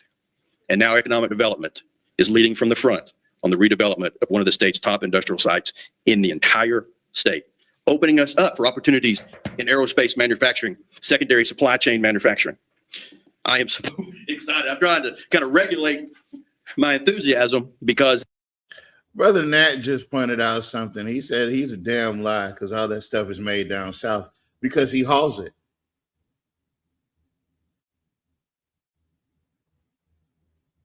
And that's that on there, folks. I can't argue with the person that delivers it. You know what I mean? But let's continue to listen. this announcement is so timely with everything else that's happening. We have an amazing flywheel effect that's going on here in Central Louisiana. And so I just want to say thank you for letting me come and just have a couple of minutes to report on what we're doing. We're not going to slow down. In fact, we're building the team. I've got a new team member with me now, my new Vice President for Strategic Initiatives and Partnership, Lindsey Green. And she's added tremendous capacity. We're going to continue to build the organization because when you call on me, I want to be ready. I want to be responsive. And I am committed to your mission and your vision. And I'll certainly open myself up to questions. In your forecasting of needs, what skill sets are we down in the need to develop? We need all the welders we can get. We need all the pipe fitters. We need all the electricians. We need all the computer programmers. And here's what's kind of neat. Not only do we need the traditional 4-year track, but we also need those stackable credentials. We also need the trades in ways that we have not seen in decades. With all the projects that we have in the pipeline, with the projects that are in the construction phase, we need to double down on that. Even when the data center is fully operational, those jobs still fall into HVAC, security, computer programming, and these are unbelievable. 215 of those jobs are going to be making $91,000 or more. Not with a 4-year college degree, with stackable credentials. Pretty important. Mr. Massey, We can't produce enough. yes, sir. Has the trade school been notified of this new announcement, and are they going to be responding accordingly? The whole state is responding. In fact, this is a great example of Governor Landry's whole of government. They've been working very strategically. Now for us, our focus has still been on elevating the trades just because of our own projects that we have right here. But we know we're going to be in a position to do more, and we need more. We need to scale programs in ways that we hadn't even thought about. Now, can you give me some of the pros and cons about the data center? Yeah. Give those to me. So the cons, I'd be hard pressed outside of. Yeah, they already spent the money. He better not come up with too many cars. Listen, I'm gonna have a hard time coming up with some cons. All right. Let's say your water's gonna be cleaner, your electricity is gonna be cheaper. We're gonna be able to get some of that money into your neighborhoods and fix up those roads, get you some ditches, some sidewalks. We're gonna be able to go underground and redo all that piping, water piping, so you don't have any more brown water. Let's see if he says any of that. I think what typically happens is that, particularly in the landscape that we're in, folks have taken a lot of misinformation, particularly the stuff that they found on the internet while they're going through ChatGPT and others, which is a little ironic because you're supporting the data center operations. It's not going away. In fact, what research is telling us, forecasters are telling us, we're not even scratching the surface with the high compute need that we need, not only from a national security standpoint, but just building the infrastructure we need to maintain the demand that we have. These phones that are in your pocket are more powerful now than they ever have been, and that's not going to stop. I think the areas that people, I think, Who is oftentimes supposed to get a be lot of the misinformation. spokesperson for data centers? He is. He absolutely didn't hear what Miss Alita just said. He was one of the people at the table. He was at the table. Oh yeah, duh. It ain't going to be 215 people that work at that data center. I haul Magisol to those data centers, and it cools the water. He supports the governor and Elon Musk, so you know he's a Trump supporter. But he's economic development, right? Quote unquote. Let's see how this plays out. Jeez. Is utilities. It's going to come back onto the ratepayers. That is not the case. Applied Digital is paying for 100% of the added infrastructure for the utility costs. That is not coming back onto the ratepayer. The second most widely question that we get is on the water use. Well, the water use is actually the equivalent of about a half a dozen homes because it's being used for the employees' bathrooms and break rooms, et cetera. It's not, that's right. It is a loop system that they bring in, and minimal water use as it relates to what even some folks have experienced in the first couple of generations of data centers. Yes, there are some data centers that the technology, they used a lot of water, but that's not the case now with with the next gen of the data centers. The other one is particularly sometimes communities are, they ask a lot of questions about housing, and we try to actually provide information. Hey, are you prepared for the influx of housing, particularly on construction? Do you have the right ordinances in place, the right regs in place for temporary housing, work camps, et cetera? We're actually seeing that pretty smooth here. We have not heard of any major issues as it relates to that, which is a good thing. In fact, we've actually heard from your hotelers that rooms in blocks are booked out for the next 3 years.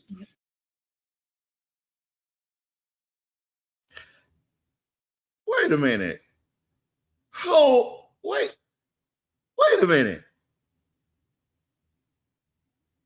So they've got hotel rooms in Alexandria booked out 3 years from now. Now, I want to couple this with another situation. We love the dots here. Is that why they were trying to get rid of Gator?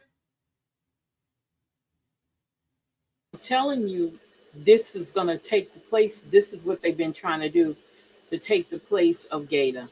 I've been trying to tell y'all that. Okay, that's what they're attempting to do. They're trying to play it smoothly. You understand how he's saying it won't be able to do Gator because Gator is local. He's over 10 parishes. So there's a difference. But he's saying that the hotel rooms across Alexandria let me run it back because I don't want to say that. But Tavares, that's a plus if that's true. That's a plus. No. That's what I'm saying. I'm trying to put together why was Jock Roy actively trying to take out Gator. Oh, okay. Because don't forget who owns these hotels. The people, what's the guy's name on the Gator board? Patel? He owns those hotels. He's not on there. He's no longer on the Gator board, but yes, Patel. The Patels. So the Patel family, they own a good chunk of these hotels around Alexandria. And in Natchitoches also. And in Natchitoches. And don't forget the Holiday Inn Express, who's owned by Jock's cousins. We got Nat on the line. Nat, what's going on, brother? Hey, you notice he's saying temporary housing for construction, right? When those people get through building that data center, they're leaving. It'll be a ghost town.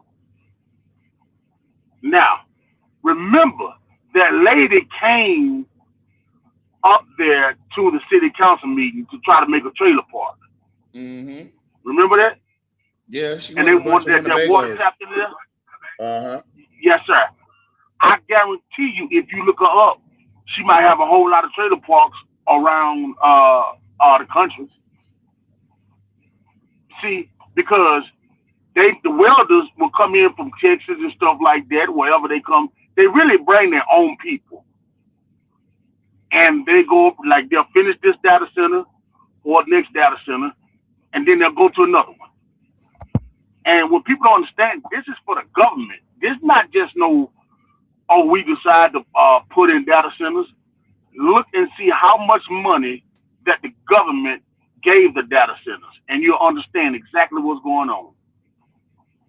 That's all this is. They're doing that stuff. Nobody don't know nothing. And just like Boyce, you really think they gave a damn what that mayor said in Boyce? You really think they cared about? Hey, boy, we'll buy this whole town out of our front pocket. You better shut up. You see, so this stuff that he's saying, you got to listen to it real good. It's not going to bring all the people that are going to come and make all that money is the people that already got the jobs somewhere else. And they're going to transfer it down here if they want to, or transfer somewhere else. Because guess what? Remember, when Union Tank came in here, we couldn't even complete the test to do the welding. Remember? Remember they had to dumb down the test for the welding in the Union Tank? They sure did, and it wasn't us. It wasn't us. It wasn't us. You see? So now, all of a sudden, you're going to bring these jobs and pay over $90,000? Where you going to get them? Who going to work? The city don't pay damn near over $50,000. The city will fight you over 50,000. Yes. Yeah. This is a scam. They telling everybody this is gonna be this, it's gonna be that. Go to Sheboygan, Wisconsin. Right below Sheboygan, Wisconsin, they building one, and they damn near bought the whole town. Everybody over there gone. It's a lot of them, and for them to be doing that, just say, hey, look, we're gonna build a data centers, and ain't nothing you can do about it. That's what they might as well sell, you know. But this stuff that he's blowing, and the manufacturing jobs, what do Alexandria make? What do we make? Pine wood floors. That ain't even in Alexandria. That's in Boyce. Oh. Make washing powder. That's in Pineville. Alexandria don't have no manufacturing jobs. We got. Do you know any? Tell me. I'll wait. Yeah. I ain't never heard of no manufacturing job. What is We have that facility that's on a corner of Lee Street and Broadway. Alco. Yeah. Alco. Yes. Right. What do they make there? They make metal goods, aluminum and stainless steel and things like that. Okay. They make a host of metal type products. What we make creosote? Oh, that's right. You got the Stella Jones plant. That's right. But I ain't never seen no wood on no spaceship. That's right. Yeah. What are you saying? It's not biodegradable? It absolutely is. That aluminum gonna melt. That aluminum gonna melt. I'll go back to listening.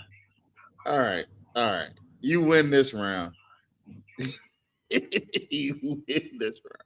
Centers that the technology, they used a lot of water, but that's not the case now with with the next gen of the data centers. The other one is particularly sometimes communities are, they ask a lot of questions about housing, and we try to actually provide information. Hey, are you prepared for the influx of housing, particularly on construction? Do you have the right ordinances in place, the right regs in place for temporary housing, work camps, et cetera? We're actually seeing that pretty smooth here. We have not heard of any major issues as it relates to that, which is a good thing. In fact, we've actually heard from your hotelers that rooms are. Hey, he said your hotelers. That's Alexandria. But that's not the part I wanted to catch on to. You remember when Jim Villard, when that lady came up there and Jim Villard said, hey, it looks like we can make a little bit of money off of this too. There you go.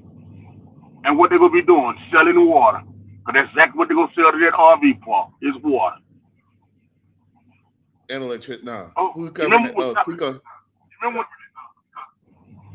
You remember when Thomas DeVee said, hey, you got a lot of water here that you can sell. They've been telling us the whole See time. how it all. It's They've all been telling coming us the whole together. time. And they say work camp. You sound like they're Mexicans. That did sound a little Nazi-ish. I ain't gonna lie. I wasn't gonna say nothing, but work camps do sound like prison. But I'm pretty sure that's not exactly what he meant. But Booked out for the next 3 years. I wish we had more hotels right now. We could fill every one of them. oh, wait a minute. Hold on. Let me back up a little bit because I just heard somebody say we're building them. Seeing that pretty smooth here. We have not heard of any major issues as it relates to that, which is a good thing. In fact, we've actually heard from your hotelers that rooms in blocks are booked out for the next 3 years. I wish we had more hotels right now. We could fill every one of them. Yes, keep them coming. Please keep them. We're building them. Oh, okay, look, just like what Nat said earlier, that housing is temporary. Those hotel rooms would be temporary when the data center is completed and up and operating. You won't have that demand for hotel rooms. So if you Especially if they build, wasn't deporting all the Mexican people. Y'all have some workers. Can't say that on TV. and you see, if they actually get hotels built, look at the time frame for completing the construction of the data center. That's going to be complete in 2027. So by the time you get some of these hotels built or motels built, you won't have the demand anymore.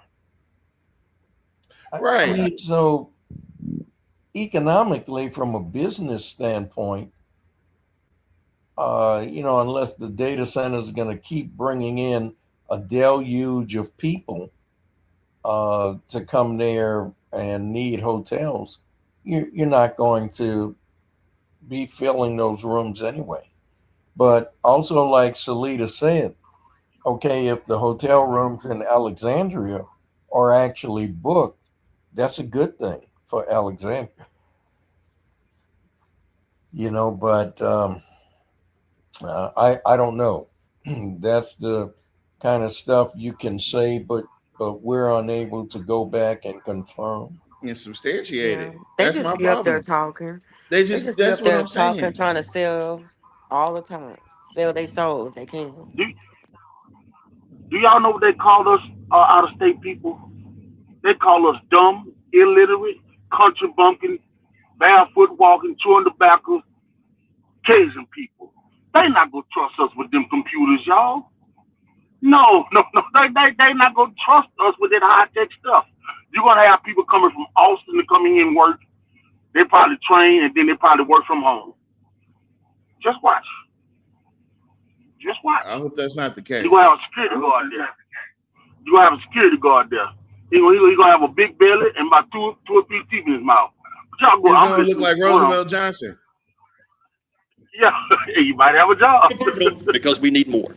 And then just the amount of change in the time frame, right? Because this is going to take about 2 years to build out the first phase of this whole development. And you're going to see, in fact, we had some numbers given to us, and we're going to be producing some economic dashboards. We need construction to go for a certain period of time so we can track that information. Parish numbers are saying we're actually over 25% in tax collection. The city of Boise is over 250% tax collections just in the last quarter, and we've only been in construction for 5 months.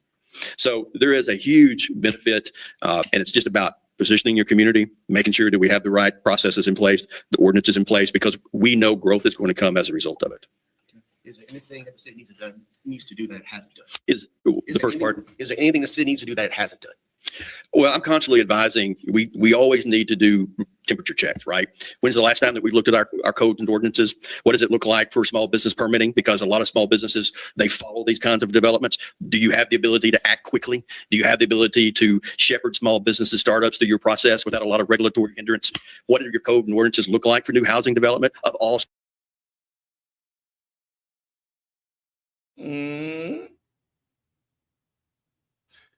What? Hold on. Well, I'm constantly advising, we always need to do temperature checks, right? When's the last time that we looked at our codes and ordinances? What does it look like for small business permitting? Because a lot of small businesses, they follow these kinds of developments. Do you have the ability to act quickly? Do you have the ability to shepherd small businesses, startups through your process without a lot of regulatory hindrance? You saying, can we cut corners? And I disagree with some, Tavares. If Mr. Porter asked for $3 million to build homes for the citizens of Alexandria, how in the hell will we give some money and cut corners for people that's coming from out of town that's going to only be here 3 years? It don't add up to me. It don't add up. We finna have Pedro and Hector out there in that sun from sun up to sundown, building halfway homes that when the wind come through here, they go blow them down. So you mean to tell me what now that we just supposed to bow down to the data centers? I don't like the idea. I don't listen. I don't like the idea that if we just sat up here and looked at both of these damn sanctuaries and the conditions of these sanctuaries and we physically went through what we went through with the Bethel apartment situation. And we consistently get these stories about what's happening over in Sunset. The ceiling coming down. Literally, the ceiling came down on this young man and his family, on his child, nonetheless. And we're talking about cutting corners. We're talking about cutting more corners. But the thing is, what bothers me is, who are we cutting these corners for? The citizens or these people that aren't even here yet?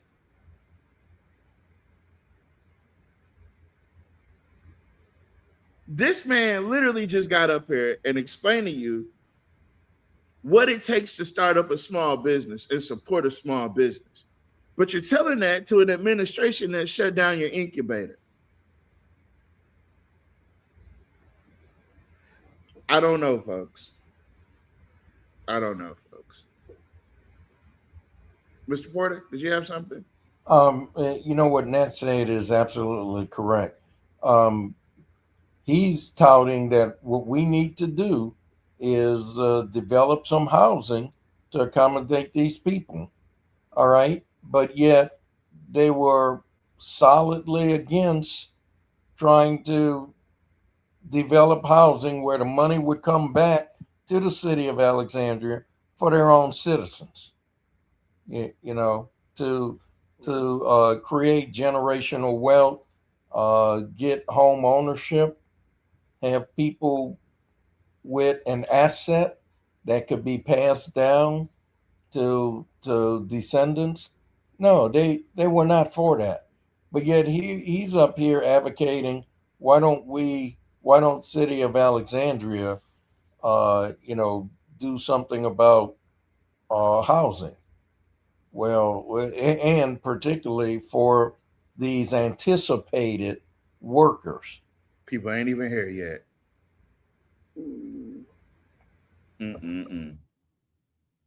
What do your code and ordinances look like for new housing development of all sorts, of all types? We need a diversification of housing stock. We need that in the entire central Louisiana region. Not. I wonder if they'll do it now that he's saying it, Mr. Porter. Because I know you said this years ago. You said this when you were on the council 5 years ago, 6 years ago. Oh, yeah. So, but that would be interesting if they go and start doing that now, right? That would be real interesting. Yeah. Not just in Alexandria, but because Alexandria and Pineville is the economic anchor, I've encouraged both administrations on both sides of the river to be proactive on that front because it's coming. And now we have an opportunity. So can you welcome investment at the speed of business? That's the question.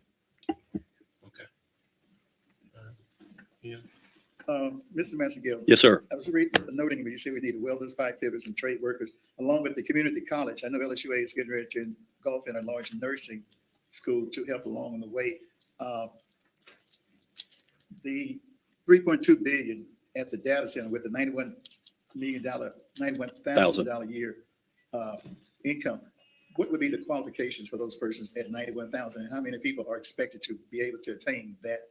So about 200 of those positions will be rated with those kind of classifications. And when I tell you master plumbers, electrician, those are the positions we're talking about. And those positions will be part of that 91,000 that they'll have an opportunity to earn. And they are mandated to do that because of the arrangement and the project and the clawbacks that we have as a part of the economic development package. And just one other thing, with the return of United, so we have Delta, United, and American. Yes. You get in. Oh, that's people in and out much better. absolutely. That's a huge positive for the entire region. We applaud the England Economic Development and Industrial District. They serve as the Industrial Development Authority for all of Rapides Parish, including the city of Alexandria. We work with them very closely. They're our key partner in the Coca-Cola project. Did we know this? Did anybody else know that the England Authority acts as the industrial department for the entire city or the entire parish, as it were? Well, I mean, that's in their documentation, but what they've actually done towards that goal, it's not a whole lot. Okay. So yeah, that's embedded in their mission or their responsibility, but what they've actually done along those lines, not much. Mm-hmm. Okay. Our key partner in the tomorrow, data center. Yes, sir. So if the people renovate the Bethel apartments and renovate the sanctuary apartments, do you think they can go move over there? How long do you think that would take? Not 27, not. They could do it. They could start on it right now. Absolutely not. Well, look, let me throw this into that same line of thought.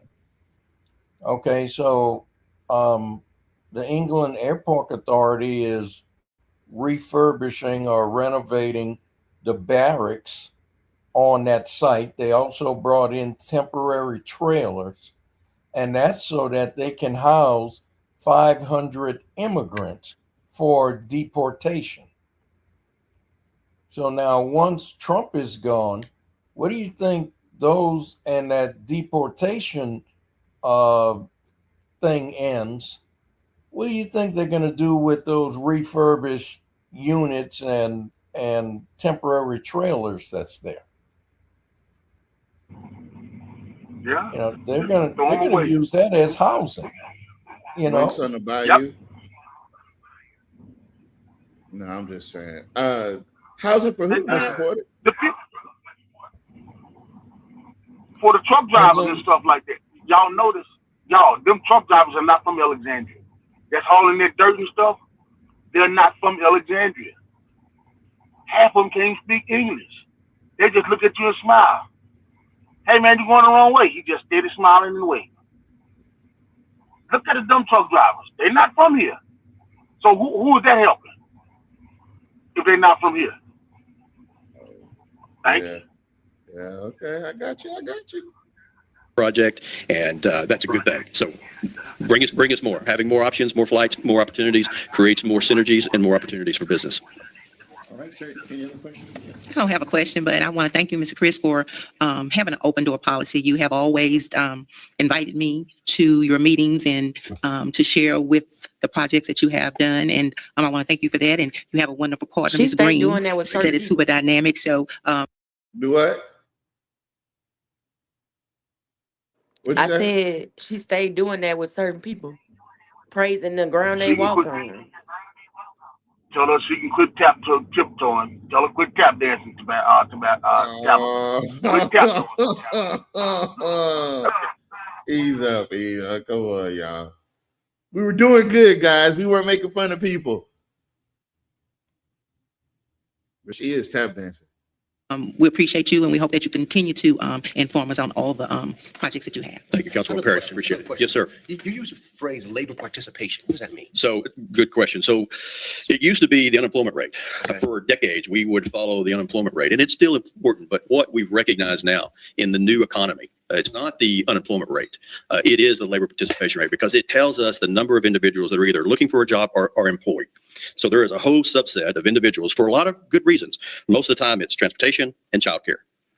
There could be some educational, there could be some health related. There are a small subset of that have to be on the sidelines for some legitimate reasons. But what we're finding when we're studying this issue, it really is transportation and childcare are the two biggest impediments for individuals getting back into the workforce. And for us, it's the raw numbers. It's the individuals that we have to recruit to go to work in one of our businesses. So is it transportation in Alexandria or just in general transportation? It's in general. That's usually across the board. When you dive into it, that barrier is across the board. And we're finding that all over. It's not just an Alexandria issue, it's a statewide issue, because when you are interviewing, when you're looking and when you're investigating, when you're looking at the research, the two biggest impediments for people not getting into the workforce is transportation and childcare.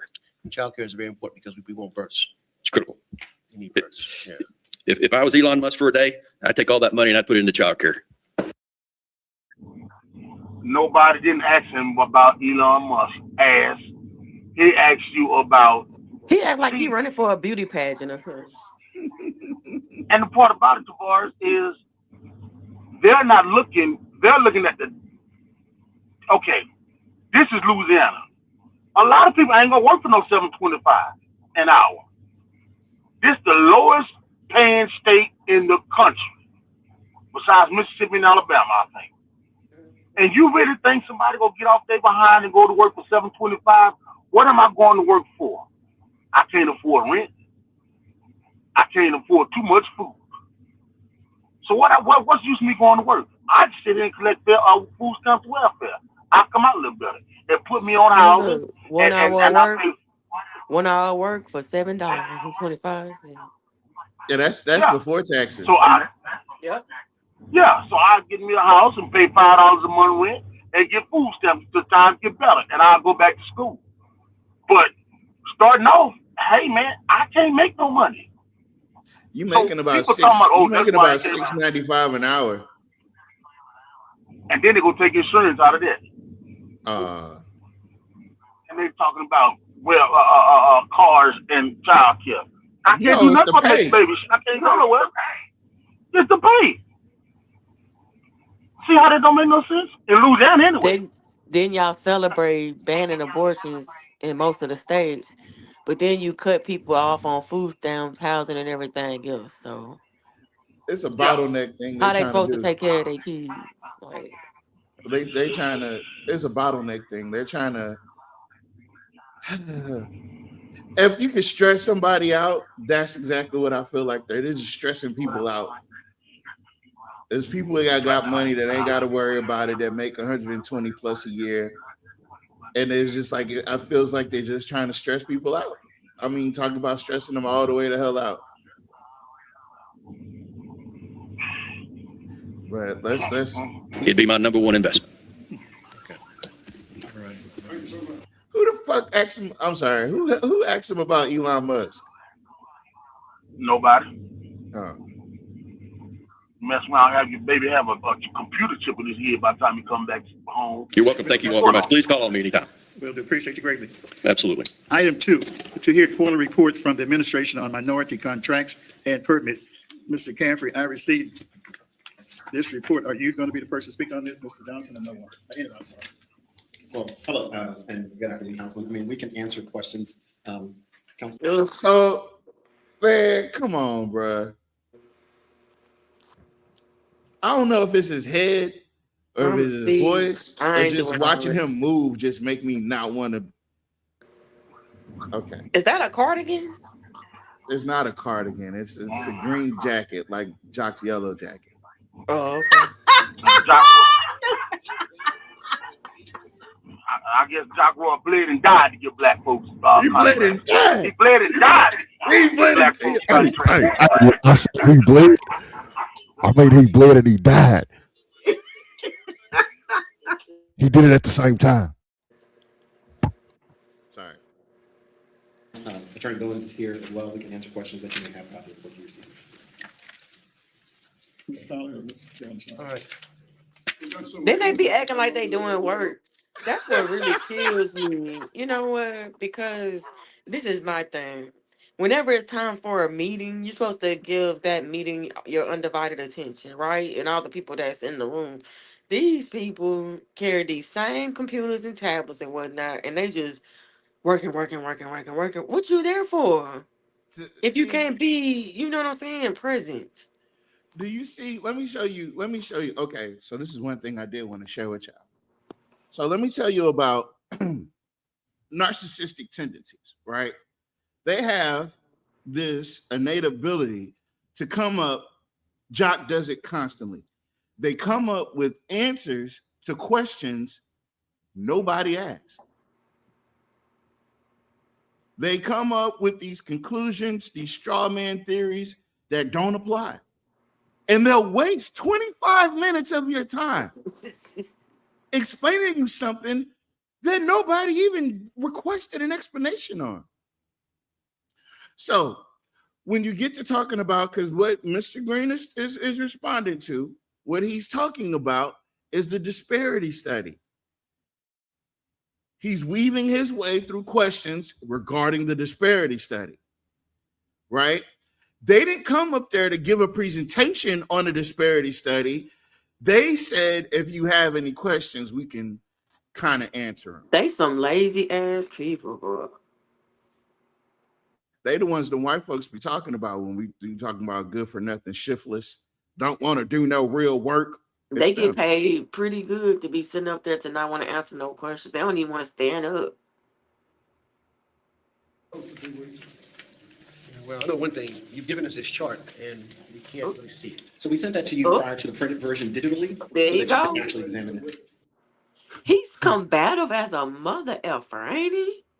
Like he always on eggshells. Like he always gotta feel like He he went gotta up on you. protect his father. You know what I'm saying? What was that on Martin? You can tell, let's go to my father. You're gonna go to my father. Well, he looked like he was dejected by that. He said, you sent us this printout and we can't fucking see. Excuse my language, Mr. Porter. We can't see it. Oh, we sent you the digital copy. Bitch, do I look like I carry around a computer right now? Like they I'm do not you. every single meeting.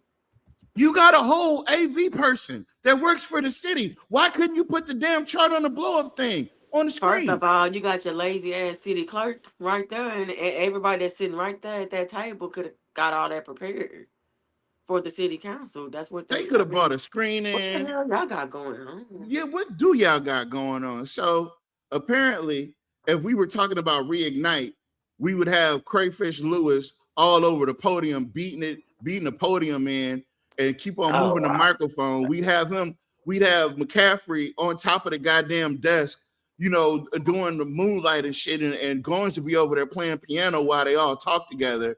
But when you ask about the disparity study, they got attitude about it. I don't get it. We've had people show up today to ask questions and talk about it. My main concern is, Mr. Goins and Mr. Caffrey, is the permitting process. And tell me if I'm wrong. I've had builders, people want to tear down houses, were told to get a permit, they had to go out of town to tear down buildings to get permits from Alexandria. So Mr. Green, the permitting question is not relevant to the report that we provided.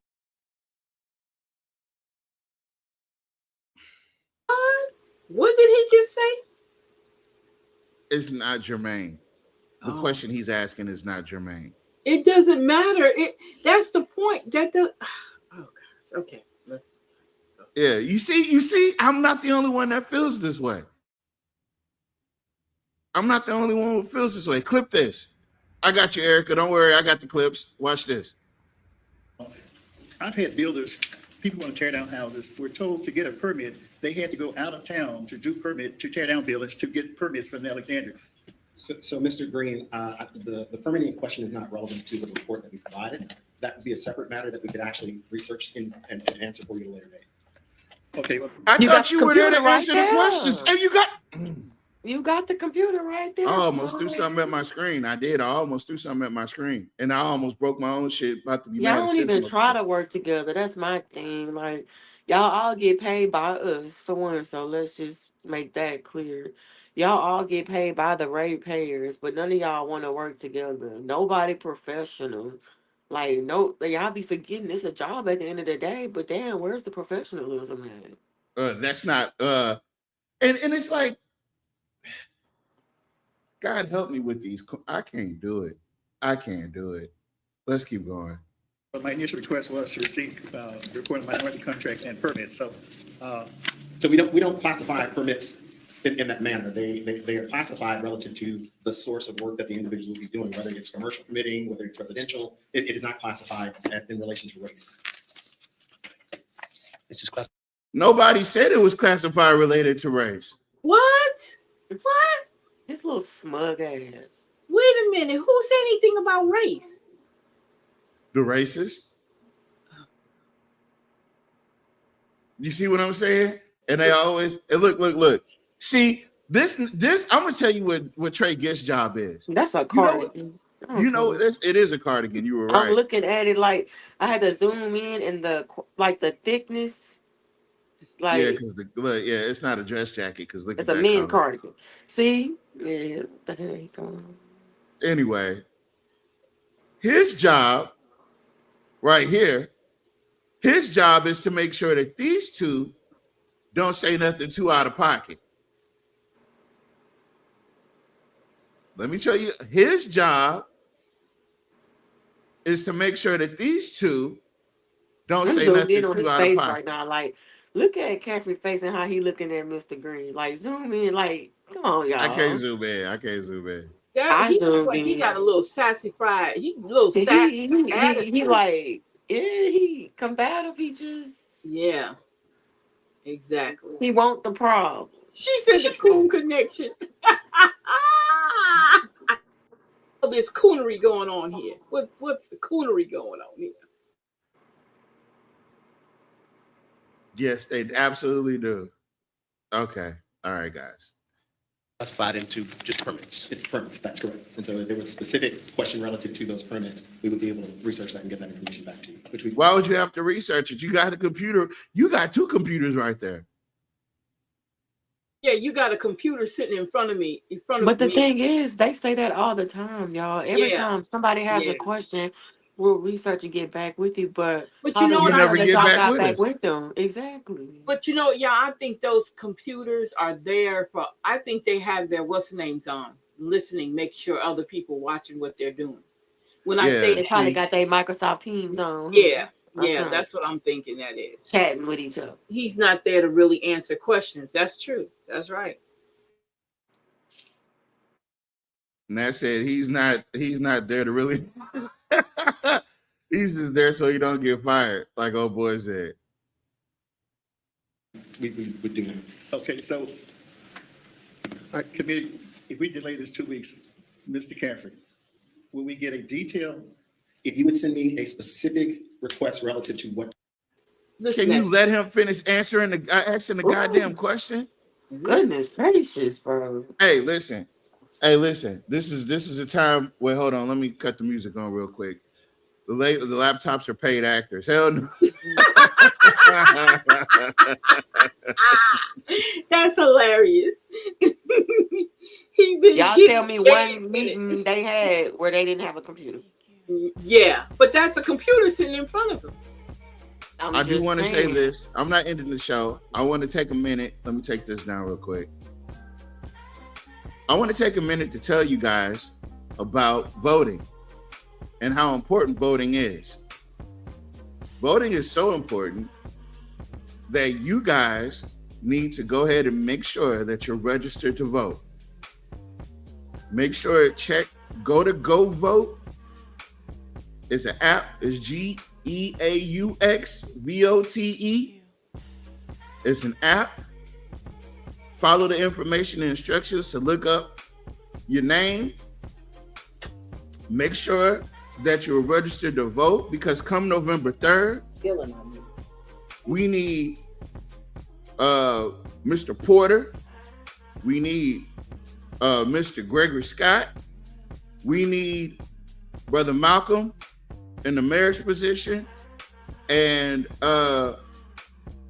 we need to not have this issue ever again. So where you got a whole administration dedicated to not giving you the answers. So now we got to wait another 2 weeks to get an answer. Some simple shit they could just typed up. It's searched in the box. I know they got a special program on them broke ass computers they got sitting in front of them. What are you bringing your laptop for? It's called AI. That's all they had to do. It's called AI, guys. That's all they had to do. That's what they here for, right? For slow ass people like that to just type it in and get the answer. Like that time when they didn't know what those I always want to say four-wheelers because I'm so damn country, but them things APD wanted to get, them ATVs, right? His behind didn't even know what the hell that was, but the computer was in front of him then as well. So they don't even go in there with the agenda or nothing. Like the citizens, we go in there, we get the agenda, we have paper and pen, like we writing stuff down, like we really in there like we're students. These fools, all of them go up there every meeting. I don't ever see nobody. I see Mr. Jules open up his book, you know, but I'm just like, it's like it's a parent-teacher conference or something most of the time. It's a one-sided conversation. It's always a one-sided conversation. It's like somebody being disciplined the whole entire time. You know, and it seems like it's the citizens that's the kids and they the parents. And so. Now, I do want y'all to take note that it's two grown-ass men up here with laptops and tablets. They can't answer a question. They can't answer a question. It's actually a City of Alexandria question that needs to be answered. I tell you what, I bet you, look, now what is he looking for? And the clerk, should the clerk not, somebody needs to be documenting the questions that are unanswered. That way the city council can remember. I mean, you have a job at the end of the day. It's because y'all been under rules so long, y'all feel like y'all don't have to follow the goddamn rules. And that's why they need to all go home. Exactly. Everybody need a clean sweep. The feds need to come through. We need a clean sweep. That's right. Amen. Information is that you're asking us to provide. If that information is available or exists, then we will give you an answer. And you would probably have prior to. We'll tell you what, to detail. If you would send me a specific request relative to what the information is that you're asking us to provide, if that information is available or exists, then we will give you an answer. And you would probably have prior to. We'll tell you what, to put a fine point on that, I know that there's some people here who have some questions. Do you have any questions, Mr. Bryce? I have a question. Okay, all right. Well, we're dealing with, we're dealing with. Deal with permits in general. We got so many different kinds of permits that we issue. Probably two. Here we go. See, big Yogi Bear. Here we go. Yeah.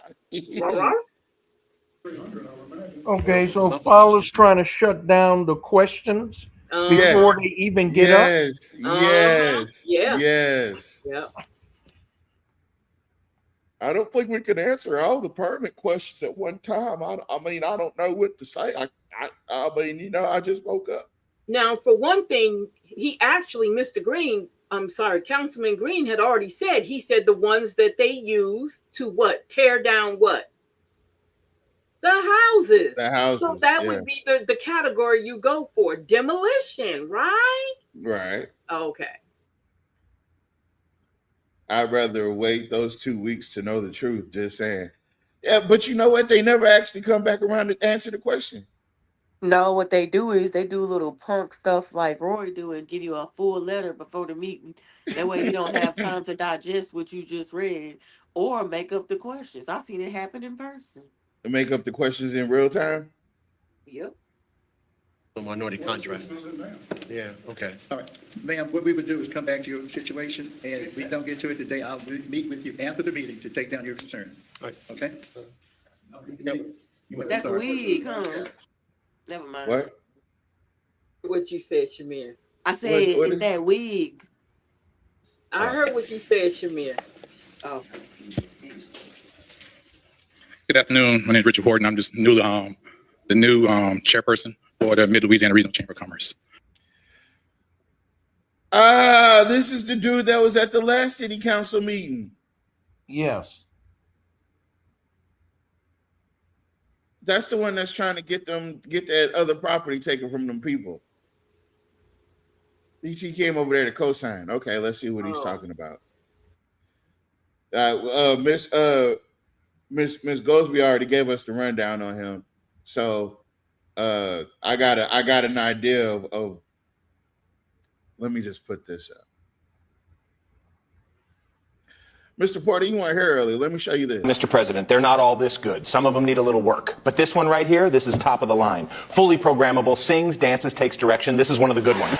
Now, this is South Carolina. And when we say we love President Trump, we say it loud and we say it proud. Is this Donald Trump country? Oh, yeah. We love a president who closes our borders. I know this is going to offend the liberal elites. Every time I say it, it offends them. Watch this.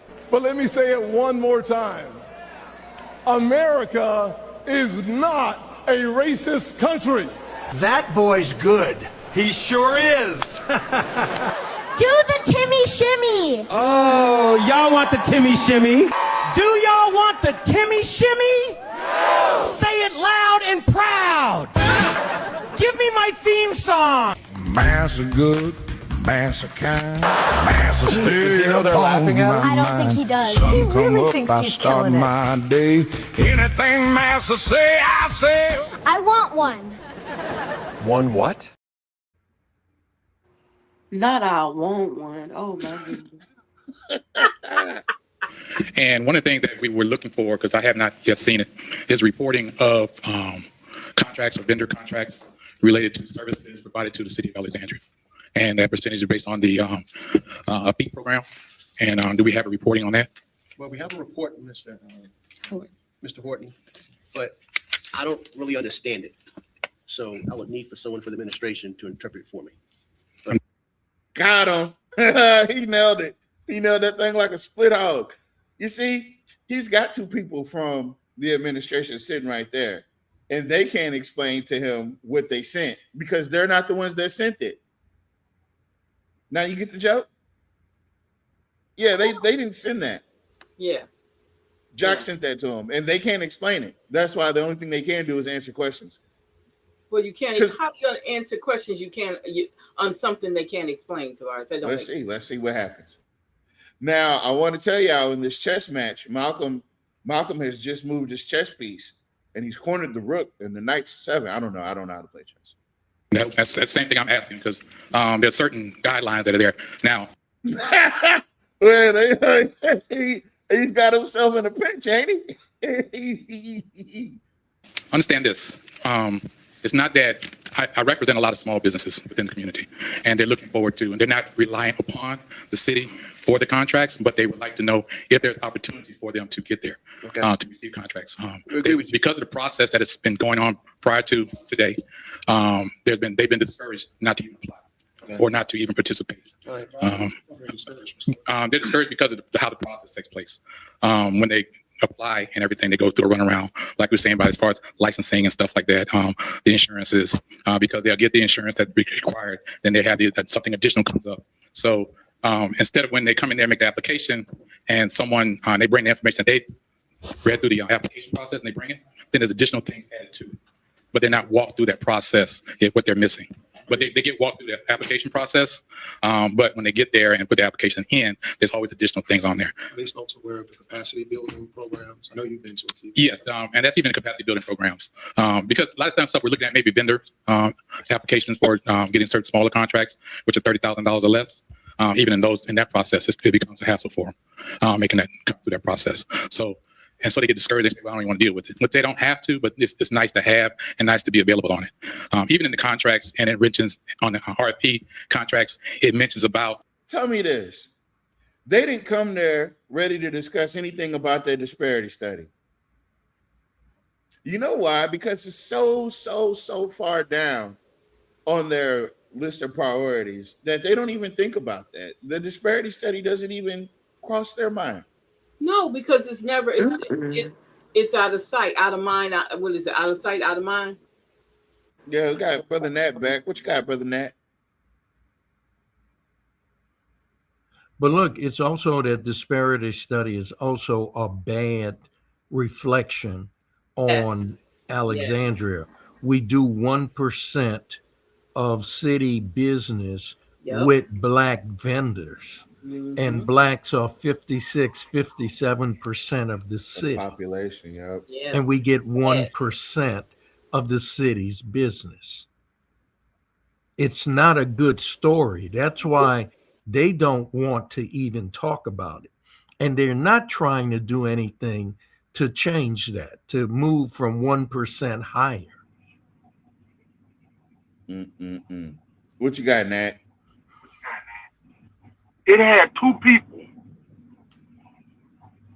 that I know of tried to help people get everything that they needed to get a contract with the city. They even put it a bid in. It was Mr. Gerber Porter and Mr. Lita McCall.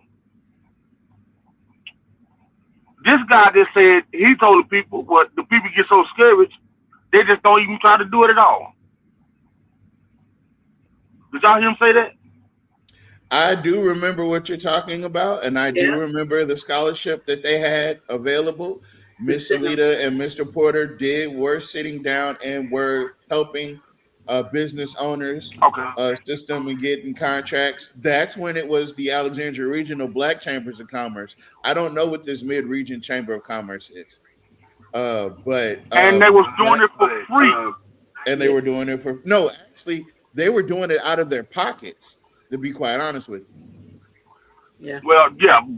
But we were not charging anybody. Yeah, we weren't charging anybody. They weren't charging anybody. But we were paying for the scholarship for them to get Yes, the you contract. did. You guys made a scholarship for them. Yeah. So, you mean to tell me that y'all have nothing in place to make sure these people, you shouldn't have came up there. Because in order to get a contract, there you go. In order to get a contract, you got to bid on the contract. In order to bid on the contract, you got to have a whole lot of stuff before you bid. So, well, Nat, use my language. Niggas won't, ma'am. But Nat, I'm sorry, real quick. I just wanted to say, he said that they get walked through the process of putting in the application. After they take the application up there, that's when all this additional stuff is needed, which was not told to them at first. That's the Ain't issue my they're problem. running. I don't give a damn about him doing that. They supposed to know what they do before they doing it, Ms. McCall. Because see, this is what you do. You make black people look bad, and you know what they say? Oh, they don't know what they're doing anyway. Exactly. That's another reason to exclude them. Yep. There you go. So if you don't know how to play the game, then you're not gonna be a part of the game. If I'm the leader Learn of the the rules. pack, if I'm the leader of the pack and I'm coming up there asking them how do we play this game, then yeah, You need to be the leader. you don't need to be the leader. But hold on, wait a minute. They don't get involved in politics. I'm going back quiet. Oh, damn. That's right. You're right. Going to the diversity site and looking up and contacting different agencies such as Louisiana Central, which is at one time, but on the site it says one thing, but the name of the business has also changed. They don't have Mid-Louisiana Regional Chamber of Commerce listed on there, and many of the other businesses that are economic development entities that they can contact to find out about who's available as minorities. Those things have not been updated on there. They were never gonna get updated, champ. Oh, you're learning the lesson we learned years ago. Yeah, no, you think you're on the same level as the Central Louisiana Regional Chamber of Commerce, sir? No. So why he can't go to Deborah Randolph? Why he can't go to Deborah Randolph and ask her question? And get all those information. Yeah, because you get all the information from her. Come on now, let's play fair. Why he can't go to Deborah Randolph and ask her? You dirty for that one. I do. Wait. Hold on. 1, 2, 3, 4, 5. The only person up here that wasn't involved in the original Alexandria Regional Black Chamber of Commerce was Shamir. And had she been around back then, we definitely would have involved her. But we were involved in the inception of what this is now, this mid-region Chamber of Commerce. It used to be the Alexandria Regional Black Chambers of Commerce. And that was something that we started. So we're not just blowing smoke, guys. We're telling you what we know for facts. And to have somebody get up there and say, hey guys, where can we find this or where can we find that? When you know good and damn well that there is a source that has these numbers because they're required to have these numbers, I wouldn't have got up there and did that. That's just me though. That website. And so it becomes discouraging to know that, okay, we're supposed to look here to find. You know what's really discouraging? When we were running the chambers, you know it's really helped the line. Hold on. Ms. Linda said, actually helped the lawn service contractor get a packet and didn't hear anything about it. I don't know if the packet was filled out or what. Damn. You know what's discouraging to minority-owned businesses? Driving past that Confederate monument in front of the courthouse. Yeah, that's discouraging. That's discouraging to any outside person that wants to come and build a franchise in Alexandria that's Black-owned. And what's this? Oh, that's the Confederate monument. Oh, I don't want to do business here. Yeah, minority don't mean black. Minority mean white women too. It does include white women and veterans. Mm-hmm. Yeah, but those sites are not available. Those links are not available, and so we're looking forward to improving on that. And hopefully we'll get some changes and some adjustments and stuff. And hopefully have some more conversation with the diversity. Now, diversity, as we all know, it puts numbers as far as what the city is required to do, but we don't really want to look at what required numbers are because that's. Wait a minute, whose side are you on, sir? What do you mean by that? We don't care about the requirements. Why don't you care about the requirements?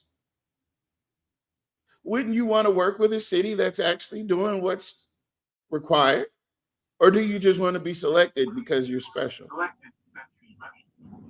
The best thing for him to do is go to Natchitoches, Louisiana, where they got their black mayor up there, and try to get some contracts. Go outside the city, because you can. People don't realize that. When you're a contractor, you can work with all across the whole state.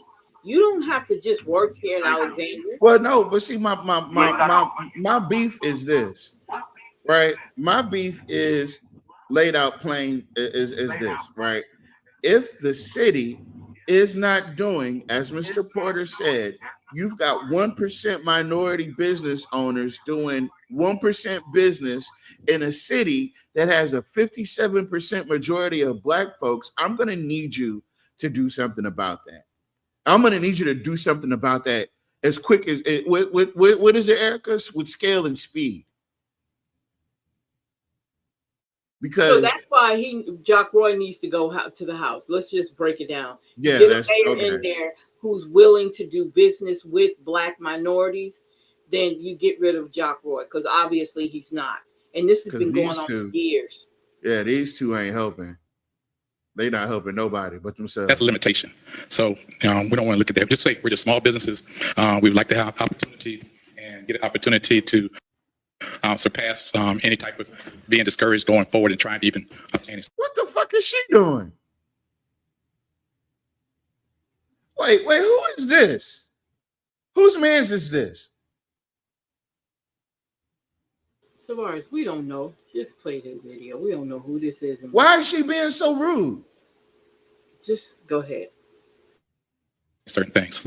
Like I said, ordinance goals and stuff like that. No, we don't even look at that ordinance goals. We want to look at it's even across the board for everyone to have the opportunity. If you're coming about. Hey, listen. I don't know who saw this before me. If you watch I'm not understanding what's going on either. I have no idea. She said her name is Stacy. Stacy who? Stacy's rude as shit. And she's helping. She's in. Never mind. To the city, and you're a legitimate business. You have your LLC, you have your insurance, everything's in place. You have proper accounting, you're paying your taxes and everything.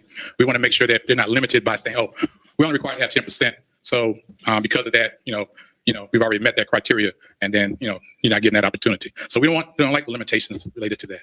We want to be able to apply for opportunities either through just the service contracts, which are $30,000 or less, or even RFPs. And that's what matters the most. It's opportunity and not running across those roadblocks. And if a person does come there and they may be missing something on their application, don't just say, well, you don't have this on your application, and leave them sitting blank. Help them through that process of ensuring that that application is complete, and the thing that they're missing, help them and guide them through that next step. Whoever's working that camera is doing a really bad job. Hold up, y'all. Why are they telling the city to help them when you should make sure that the people ready to battle? I never seen a country send their soldiers into battle not properly suited with material to fight with. So he's saying, well, if they mess up, just go it on and let them go through. Don't go like that. If you got it already straight, then they can't make a reason to shut you down, Mr. McCall. Man, you should not come in there with no incomplete ass application. Then they turned Clarence Reed down when he tried to get some money for the concert when he drew that stuff in Come on, crayon. man. See, you digging up old bones, man. You got to stop this, bro.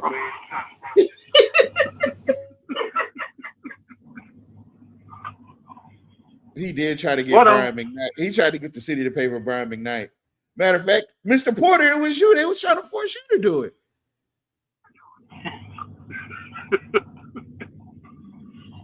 You got to stop remembering so much.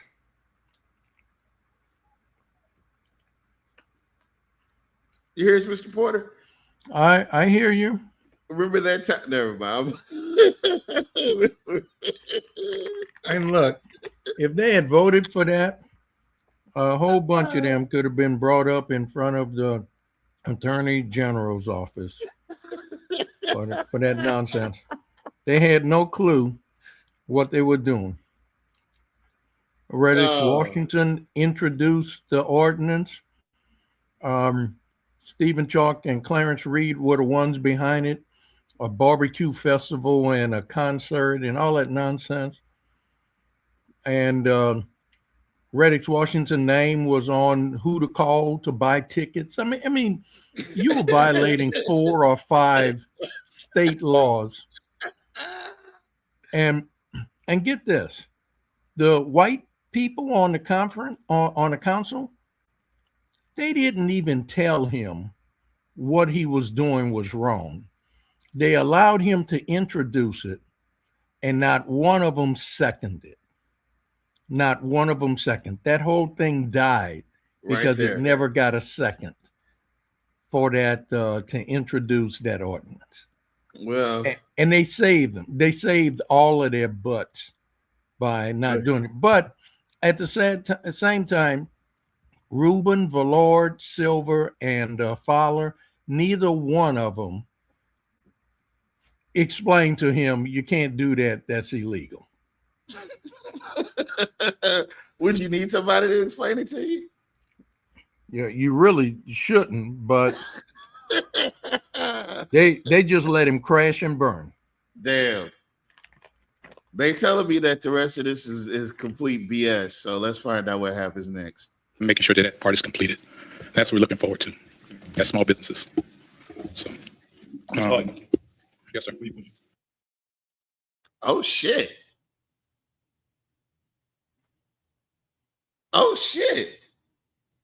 Wait a minute. Wait. Did she just come over there and snatch the sign out of his hand? And then put it on the ground? Because he had that sign in that man's face like that? Look, Cynthia, I don't know. You're a mixed bag. You've done a lot of bad things to the Black community. But sometimes you do some real shit. I don't know what that's about. It's confusing. And you make me uncomfortable. But look at that face. Look at that face. Look at that face. That is the face of, I can't believe she did that to me.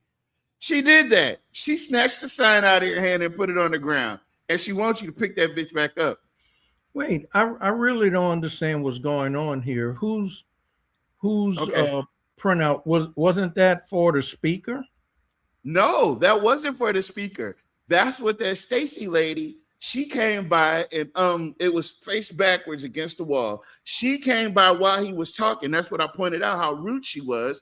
She came behind him while he was talking. She handed McCaffrey the sign, and McCaffrey's been holding the sign in his face this whole time. So Miss Perry,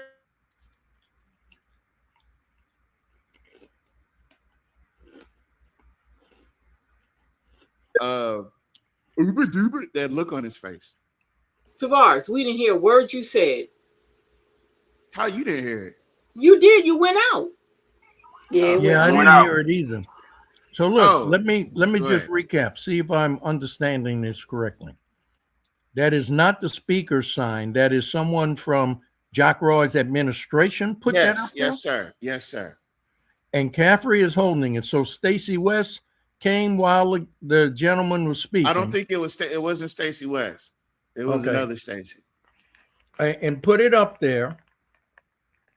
And he's been holding it the whole time. And it was Cynthia Perry who went and took it down. Yeah, she snatched it out of his hand and put it on the ground. Do it again. Do it again. Yeah, you gotta. I missed that. And what is on that? What is on that poster? Some or that BS. sign? Some BS about the disparity study. Now, mind you, she came out of nowhere. As far as what the city is required to do, but we don't even want to look at what required numbers are, because that's a limitation. So we don't want to look at that. Just say we're just small businesses. We'd like to have opportunity and get an opportunity to surpass any type of being discouraged going forward and trying to even obtain certain things. Like I said, ordinance goals and stuff like that. No, we don't even look at that ordinance goals. We want to look at. Okay, so who in the hell is she? Oh,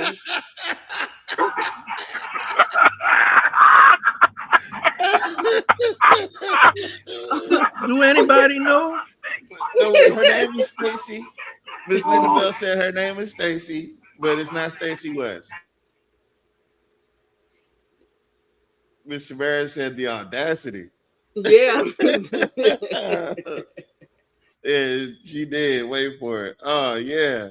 Oh yeah. Correct, Mr. No, Porter. And no. I think West might be her last name. She worked Yeah, for the that's not Stacy West. Okay, Stacey Stacy Black. West is black and got the blonde. Yeah. hair. Yeah. What do you Hair. call it? The Hair. braids. The Yes. wig. Hair. weave. Thank you. Got the blonde weave. Yeah. Fuck. I can't. Come on, you guys. I was like, who the hell is she? Oh, Boy, y'all crazy. Who the hell is she? Oh Lord. It's even across the board for everyone to have the opportunity. If you're coming about to the city, and you're a legitimate business, you have your LLC, you have your insurance, everything's in place, you have proper accounting, you're paying your taxes and everything. We want to make sure that they're not limited by saying, oh, we only require to have 10%. So because of that, we've already met that criteria, and then you're not getting that opportunity. So we don't like the limitations related to that. We want to be able to apply for opportunities either through justice service contracts, which are 30. Now, your boy from Louisiana Central gonna reach around the corner and take a picture of it. Yeah. And apparently they got the camera operator. Yeah, The he's guy- zooming in on it. I'm gonna put it on mute. We can watch what he's doing. This is at 1.5 speed, so it's gonna look crazy. But he can't even get focused on it. And what does that say? Executive summary? Okay. All right. Let's see if I can read it here. This Okay, is 2025 annual 15.3 something percent. hold on. Then 2026 quarterly, quarter one, 13.3%, $797,000. We're talking about a drop in a bucket. Yep, you're right, Mr. 241 Porter. million, and they're talking about 97,000. Yeah, that ain't no money. That ain't no money. Women-owned But you see how Jack Roy businesses, women? 7.3%. Minority-owned businesses, 13.36. But now keep in mind, minority-owned Can would be be Asian.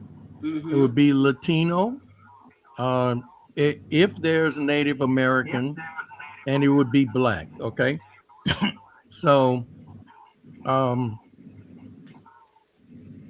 so that's a large group. That's not just Black. But still in all, you guys, listen. It's still in all 13. We still 56% of the population. Not all of those people in the population are grown and have businesses. We understand that. Those numbers are still looking crappy. Those some crappy numbers. Period. Those are crappy numbers. Hey, Jabbar, let's see how Cynthia Perry took that down again. I want to see the meaning behind that. Nah, she snatched that son of a bitch. Listen, you know when the mama come in and she did that. I ain't gonna front. Sure that part is completed. That's what I want to see. Uh-huh. Oh, damn. See? Oh, look what she did. Yeah. What was that about? He mad. And that's not a cardigan. That's just an ugly jacket. It's a mismatch because who the fuck wears blue and green together? But that, yeah, go ahead. I bet you if we could have listened to that, Malcolm told her to go take that sign down. Because she would have done it on her own. Okay. Somebody could have told her. Okay, so let's talk about the protocol for city council meetings. City council meetings are run by the city council. The person who presides over city council meetings is the city council president. So for somebody from the mayor's administration to impromptu intervene on a presentation, that's right, and to put something up there without the permission or the approval of the city council president, they're wrong as could be. That is not their meeting. Now try to do something like that at a mayor briefing. If you wanted to go and put some information, a card, a sign up there to show that Jack Roy's lying, what would happen at that point? Help! Help! Jack Roy would have the police grab you and put you in jail, or put you down, like you say. Yeah, they would do a Cornelius White on you. Oh no, my back. That's bold. Somebody from the mayor told him to do that. The mayor told that lady to come hand him that sign. That's what I believe. The mayor told him, Yep, he got told stool him that. pigeons. Yep. He got stool pigeons to do it. Yep. He know they stool pigeons and they done it. Oh shit! Hey, what's she doing? Go back to Mars. Hold up. Oh, she pointing out where the fuck. Oh, hold up. Go back. Oh, hold on. I gotta put this. Listen. Y'all gotta stop. Hold on. She still don't get nothing with me though. Listen. What they say about a broken clock? It's right twice a day.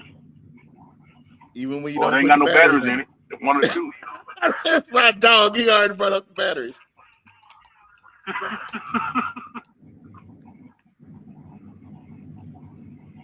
What is she doing right there? Oh, damn.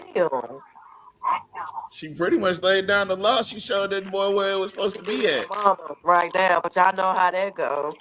Whenever people complain about her and put her in her place, No, she'll there she pretend, go. Okay. and then she'll go right back to doing what she was doing. All right, let's go. They're not looking for anything more than that. They're not looking to deal with, Now they gave the other man the utmost respect. And here this is. This guy is the president of the other chamber of commerce, and they just doing all kind of That was playing in that man's face. That was messed up. all the stuff with contract. jargon and stuff like that. They just want to cut me off. But we,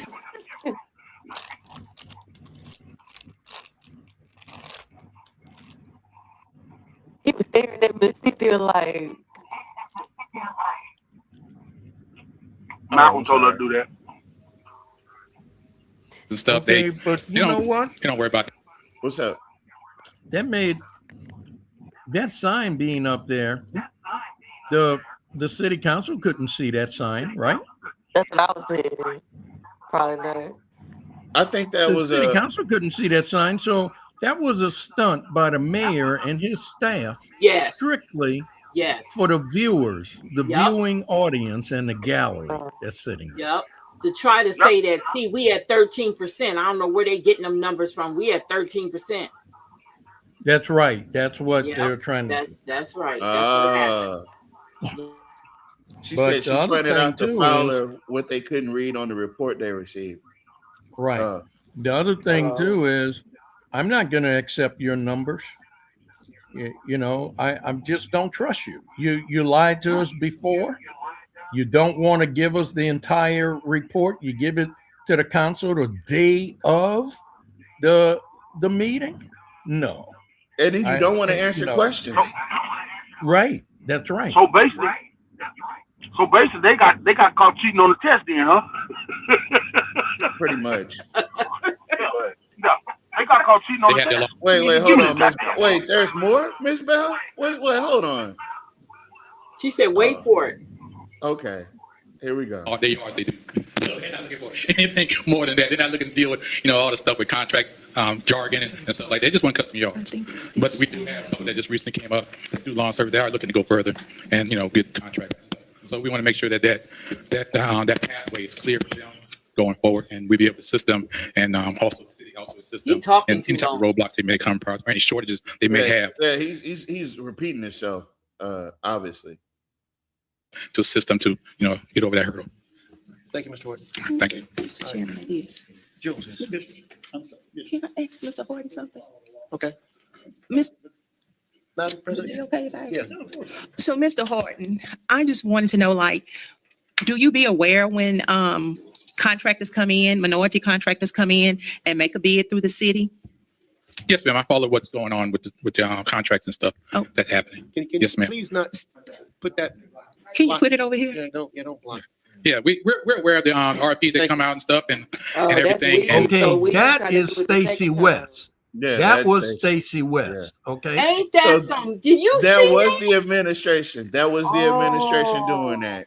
Oh, that's dirty. They dirty for that. They dirty for that. And he did it to the president of the Black Chambers, quote unquote. Yes. Well, that's his fault. He should have said, what the hell that supposed to mean? That's I would have right. knocked Man, that shit what that over. is? You don't get this shit out my face. What that is? That's a look. What that That's is? why we didn't make it that long. We didn't make it. Get the shit out my motherfucker. The fuck is this? Yeah. Who the hell are you? Look, throw it across the room. Who the hell are you?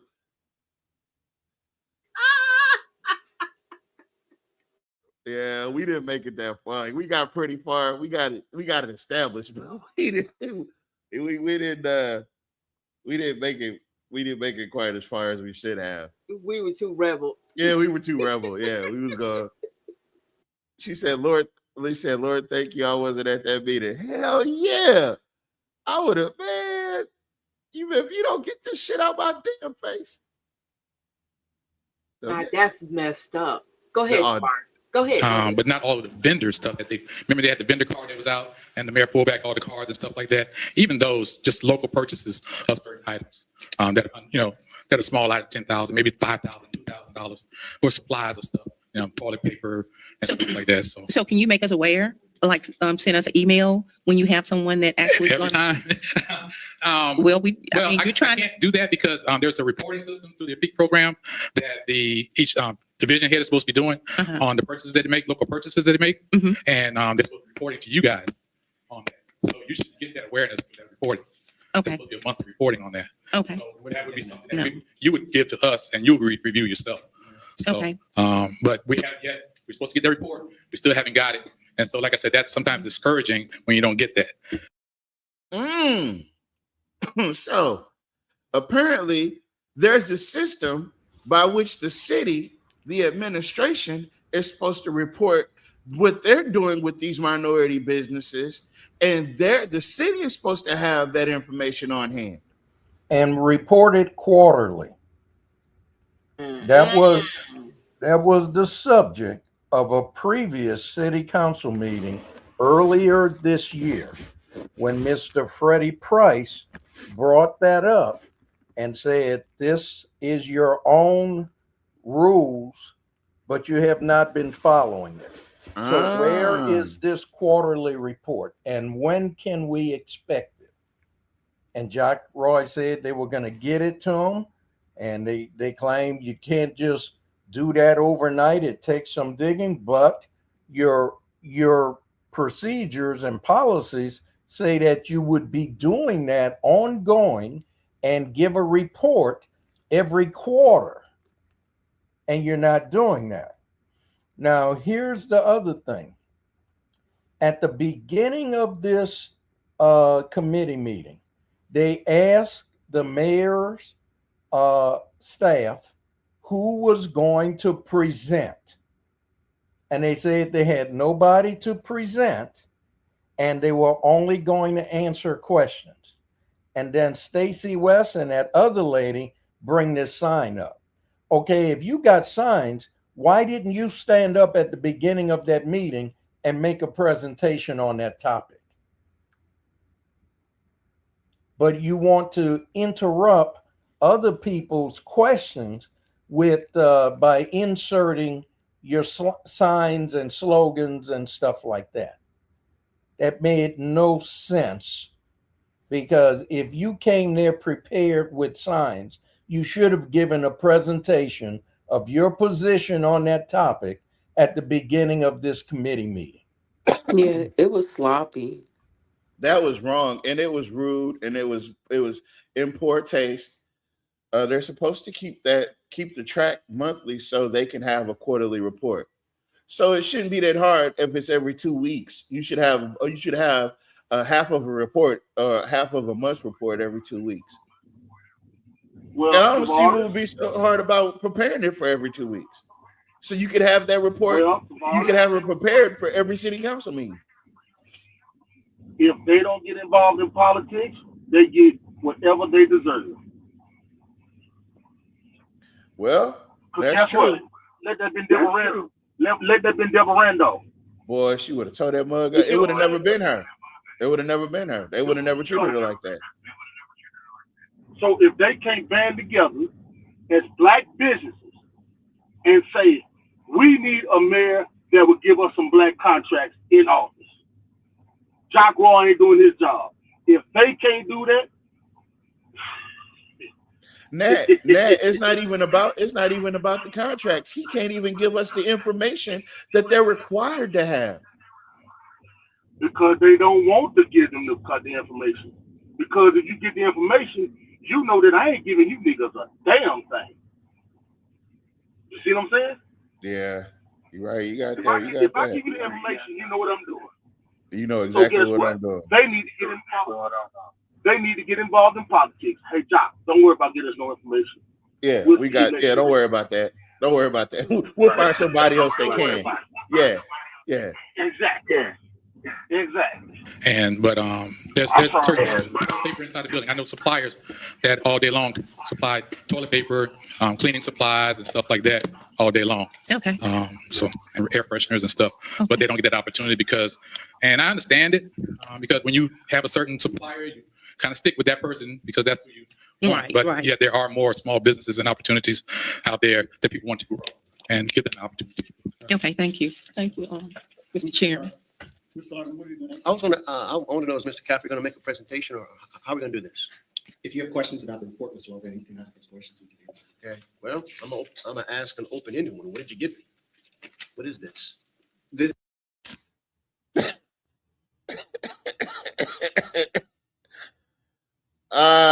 Straight like that. Straight like that. I don't know nothing else to you can't put no cream on top of that one.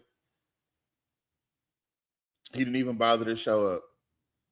So he said, I have an open-ended question. What is this? What did you give us? What is this? Let's find out what this is. This is the report that the council has requested that is required by the ordinance for us to provide. It gives you a synopsis of the status of where we are. It also gives you a breakdown of the costs of the spend that we have made in those various areas across the city. If you look at the Can't first see page, it. it gives you No, I breakdown can't of see the it. and the chart that you see And his across the mic front of you. is not on. His microphone is not even on. No, it's not, Mr. Porter. You're right. And it gives you a description of. Hold on. Maybe. There we go.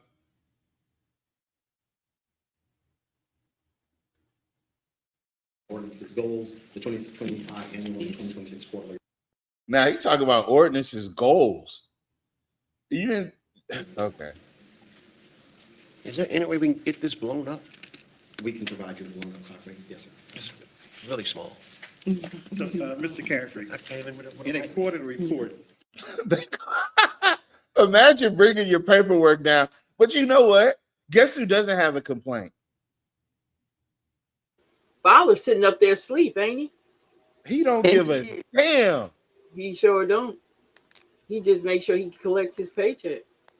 Because Fowler knows y'all can get up there and hoop and holler all you want. It ain't going to change a single solitary thing. Yep. That's why Fowler is like, I'm going to doze off on this because it just doesn't matter.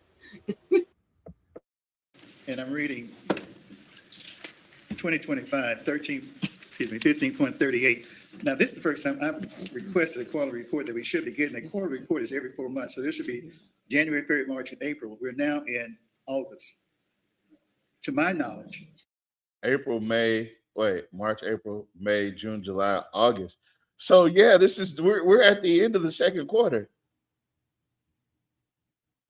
So it should be half a year's worth of reports, ain't it?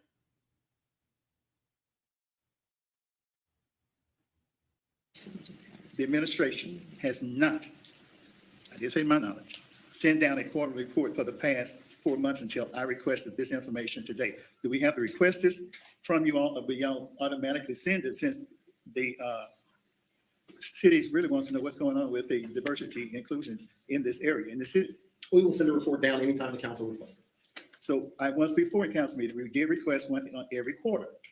Again, I hadn't received one. I may be the only one that missed it in my email, which is possible. I don't know about the other 6 council persons, but we did request a total report each quarter. But just look at Fowler for a minute to our stop. Y'all just look at Fowler. Look at Fowler. That man over there counting how much ink is left in his pen. He looked like he filing his fingernails.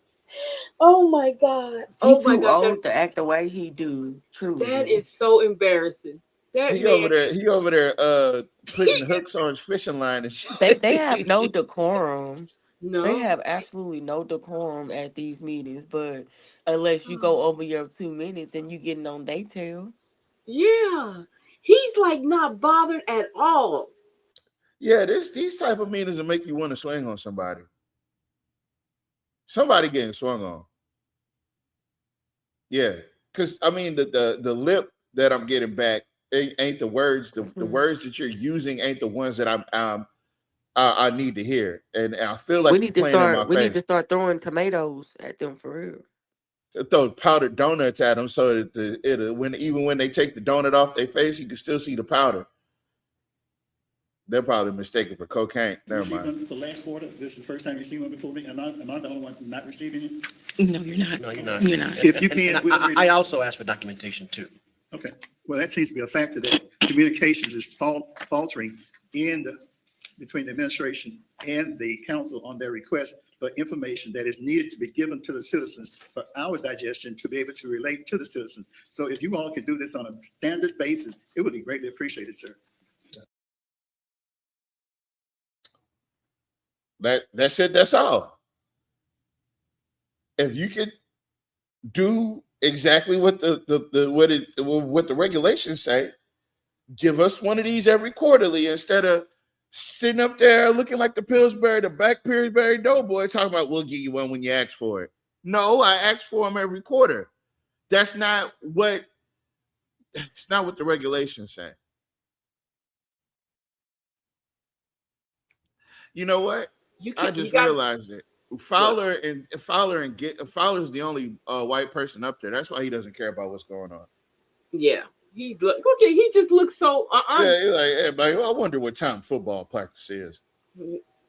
So let me Never mind. Don't do it. Ms. West, you have something to say? I just have a few comments. So to address Mr. Horton, this report is, so I work on this program, and this is something we meet with the departments and report to the division heads. It was never required to bring it to a full report to the council. And previously, when I do recall you requesting, I was out with the passing of my mother.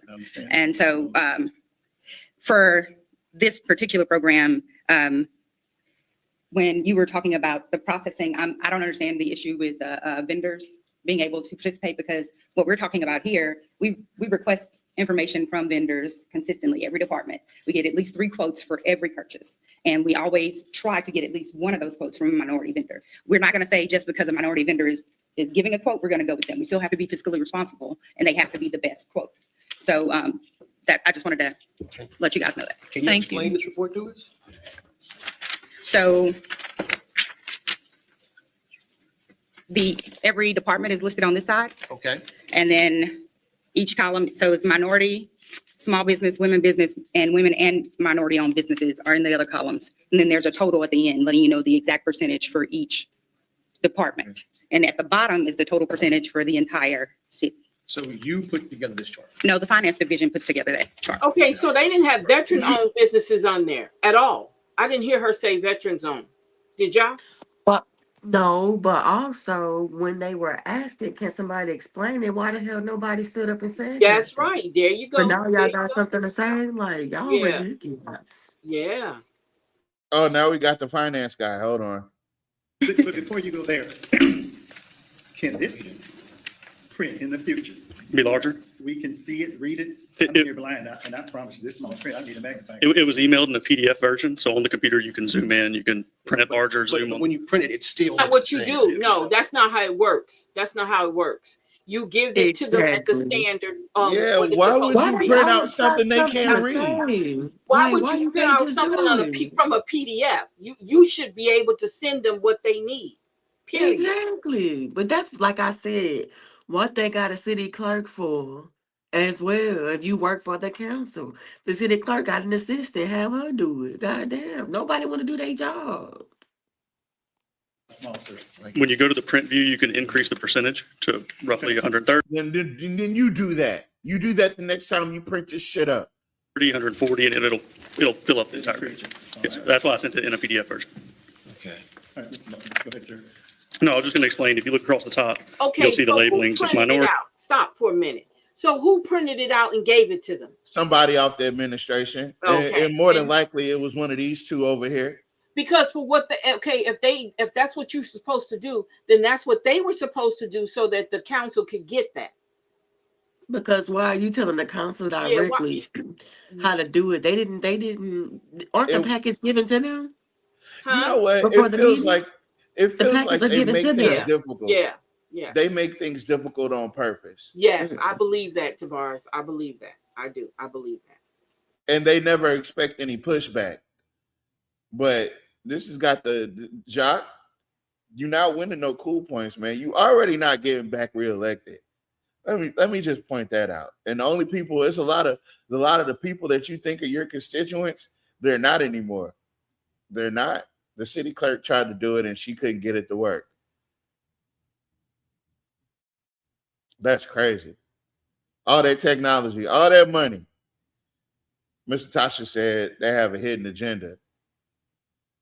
She did no justice. She should have just stayed sitting down, shaking my head down. Well, Minority, small business, women minority, and then blank as if someone didn't fill out anything. And then over to the right, whenever you see minority, that is a sum of minority and women minority. And when you see the column that says women, that is a sum of women business and women minority. like I said before, you don't have the category for Why do you? veterans. There's too many categories Yeah, with the same thing on it. with the same thing. All right. Okay.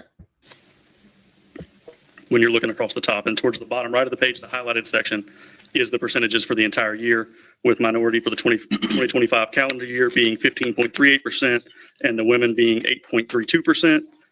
And then for quarter one of this calendar year, you have minority at Look, he having a hard time reading it.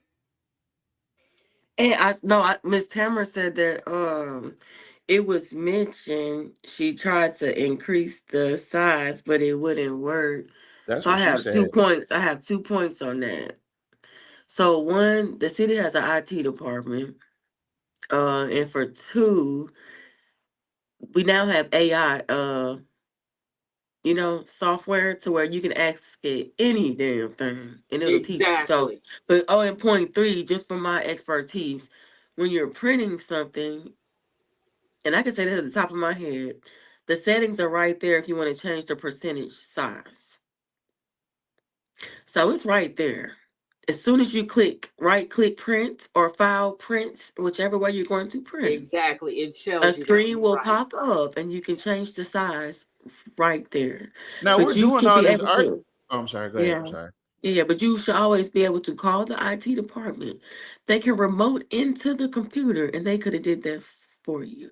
She been up there a long time. So I'm been printing for a long time. And also I got a problem with that diagram that they had because what was the point of that? That was big enough. So what y'all coulda and shoulda did was have the presentation already on the PowerPoint and y'all could have used Y'all that could have just ran through the thank presentation. you. That's all. That's all. Y'all could have actually did a presentation, but you know what it is? They didn't want to do the presentation. They didn't want to do the presentation. They didn't even want to talk about this. This wasn't a topic. They printed out this little bit. They thought that this would be enough, that nobody would give no pushback, that, the inconveniences would be insurmountable and they wouldn't be able to overcome it. But no, they're getting, hold on. 13.36%, and you have women business at 7.36% of total spending. Mr. Green, Yes. I would like for these numbers to be blown up so that the people here can see them and I can see them so that, this discussion can be meaningful. It's hard to read, and I understand you're saying by blowing it up. I have a computer whiz at home. I'll have her to do it for me now because I promise when I got this morning at 7:30, I was looking like, what's the Sam? H6. Yes, and in the email too, I'm not sure if they forwarded y'all the email, but Donna and Emily had the email of the PDF. And they tried blowing it up and they weren't able to do so. They did it on purpose. Or somebody messed up and don't nobody want to mess up.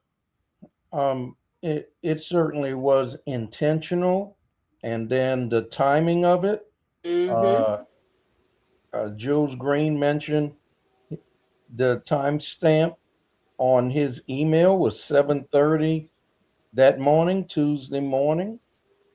So they didn't want them to have that with enough time to actually go through it and challenge them on or question them on some of these numbers. That's why they gave it to them at the 12th hour, so they wouldn't have time to go through it and be able to call them to task on this report.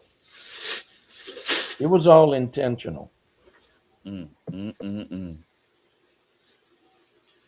that correct, Ms. Em? I don't put words in your mouth now. That's correct. Okay. But this would be an Adobe and we don't really have access to it. So the information going to be presented to. I know she did not say they don't have access to no goddamn Adobe. That is not how that works. When you work for the city, or any organization, Adobe is one of those main PDF viewers that you use. So IT buys a subscription because the email entire for the city would city. be okay. Thank you. There you go. 'Cause I go all over the. Thank you. That's Yeah. all I want No, to I say. know what you're saying. It's an That's all I want to organization. say. It's an organization That's all I want to membership. say. You got to know what you're talking about when you saying stuff because people do be listening. If you, I got you. Look, man, that's you my homie. Come You on, ain't man. nobody else's homie. You my homie. You Come feel on, me? man. Come on. Now get off my stage. Yep, see, took too long. I'm just playing. Let's see. In the future, we would be greatly appreciative, and I would be, because I'm, bifocus and everything trying to. So in the future, when you do your reports, we would greatly appreciate you would help us to understand what you're presenting to us to digest. Okay, and the totals are blown up on this graph here too, for the totals that I just stated, for the year and for the quarter one of this year. Okay.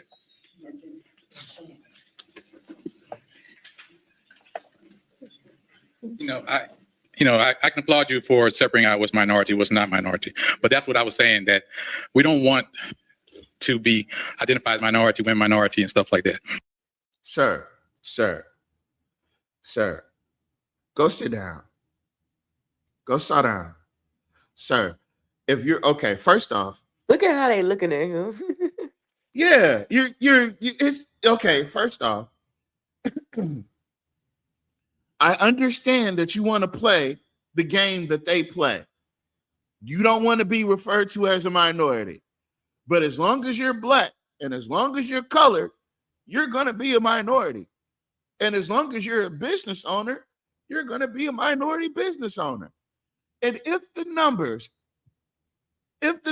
are in your favor to where they have to have businesses like yours in order to meet their quota, accept that, sir. You're not going to get an even playing field in Alexandria. You're not going to knock Pan Am out the way. You're not going to, none of these established people. So if there's a requirement for them to keep minority-owned businesses in play, sir, just take that. Just accept that. Please just accept that. And don't put the horse in the chokehold. Don't be a horse choker. Sit down. Don't want that type of identification on there. Then you're looking at percentages and limitations. Okay. Now, I would like to see it where, just say where your spending is on a particular product, and then look at your vendors list and see if that spending is equal among all the vendors for that particular product versus minorities.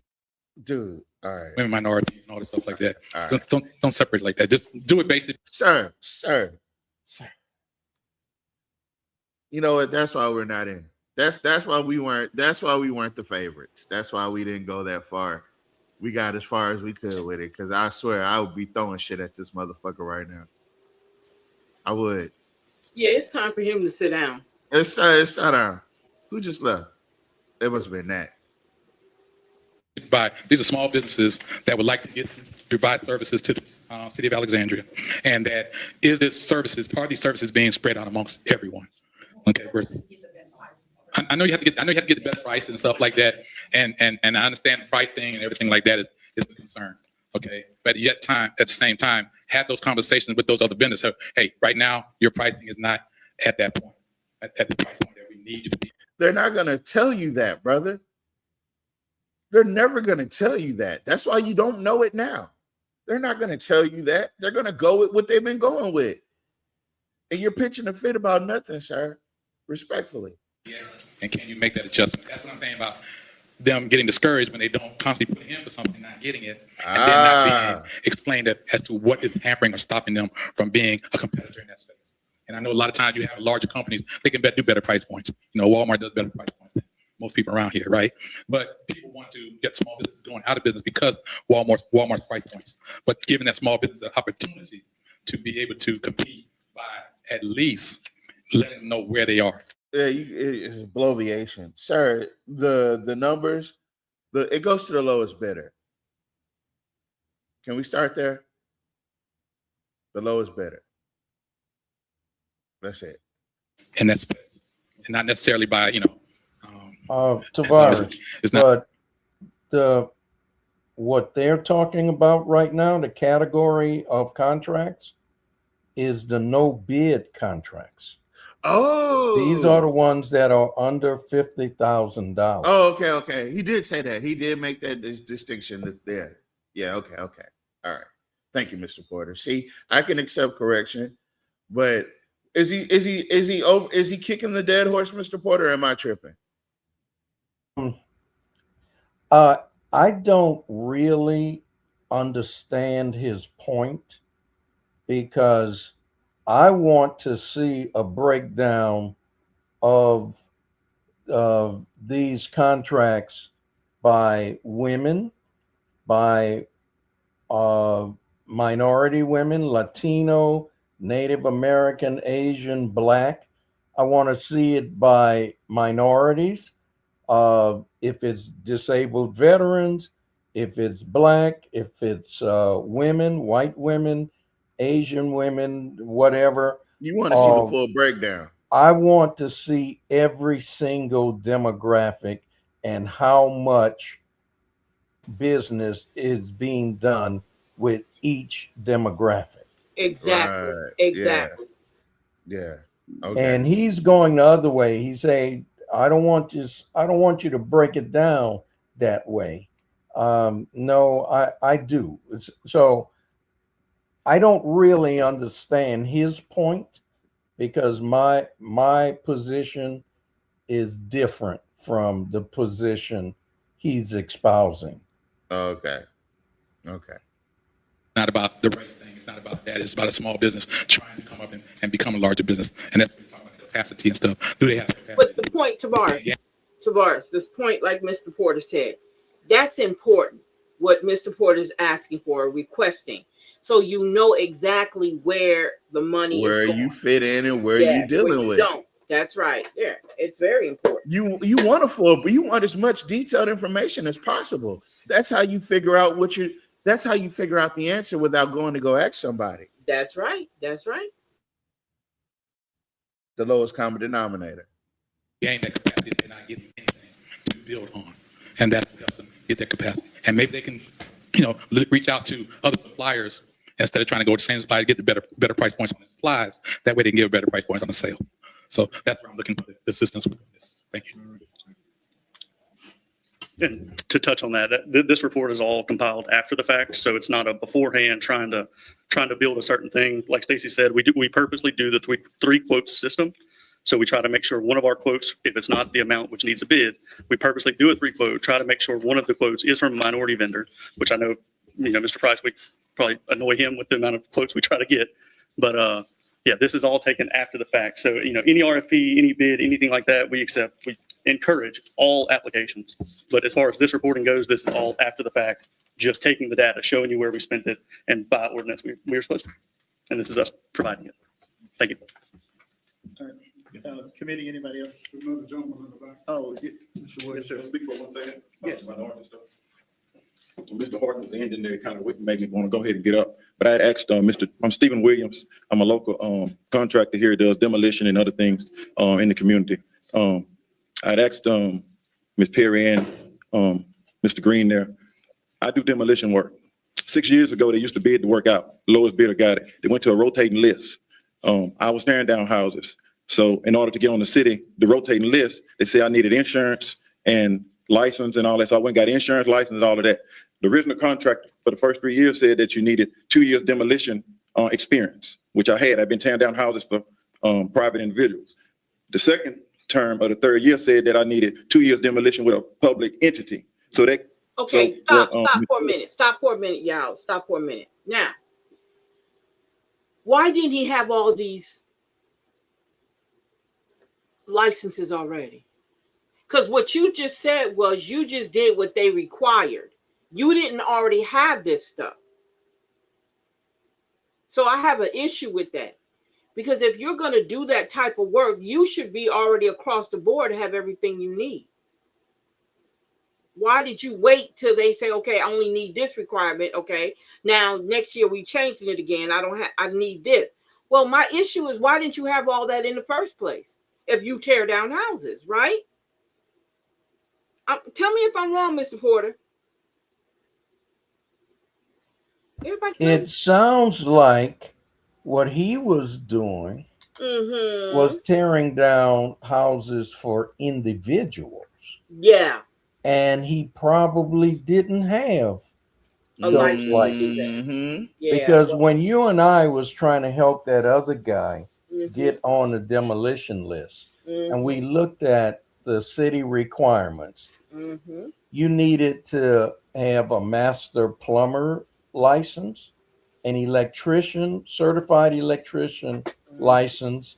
What else? There was something else, but the electrician, you had the hazmat, because in place it had yes, that's right. They had to have the hazmat. So, and you get that certification through the state by taking these exams. You pass the exam, and you get it.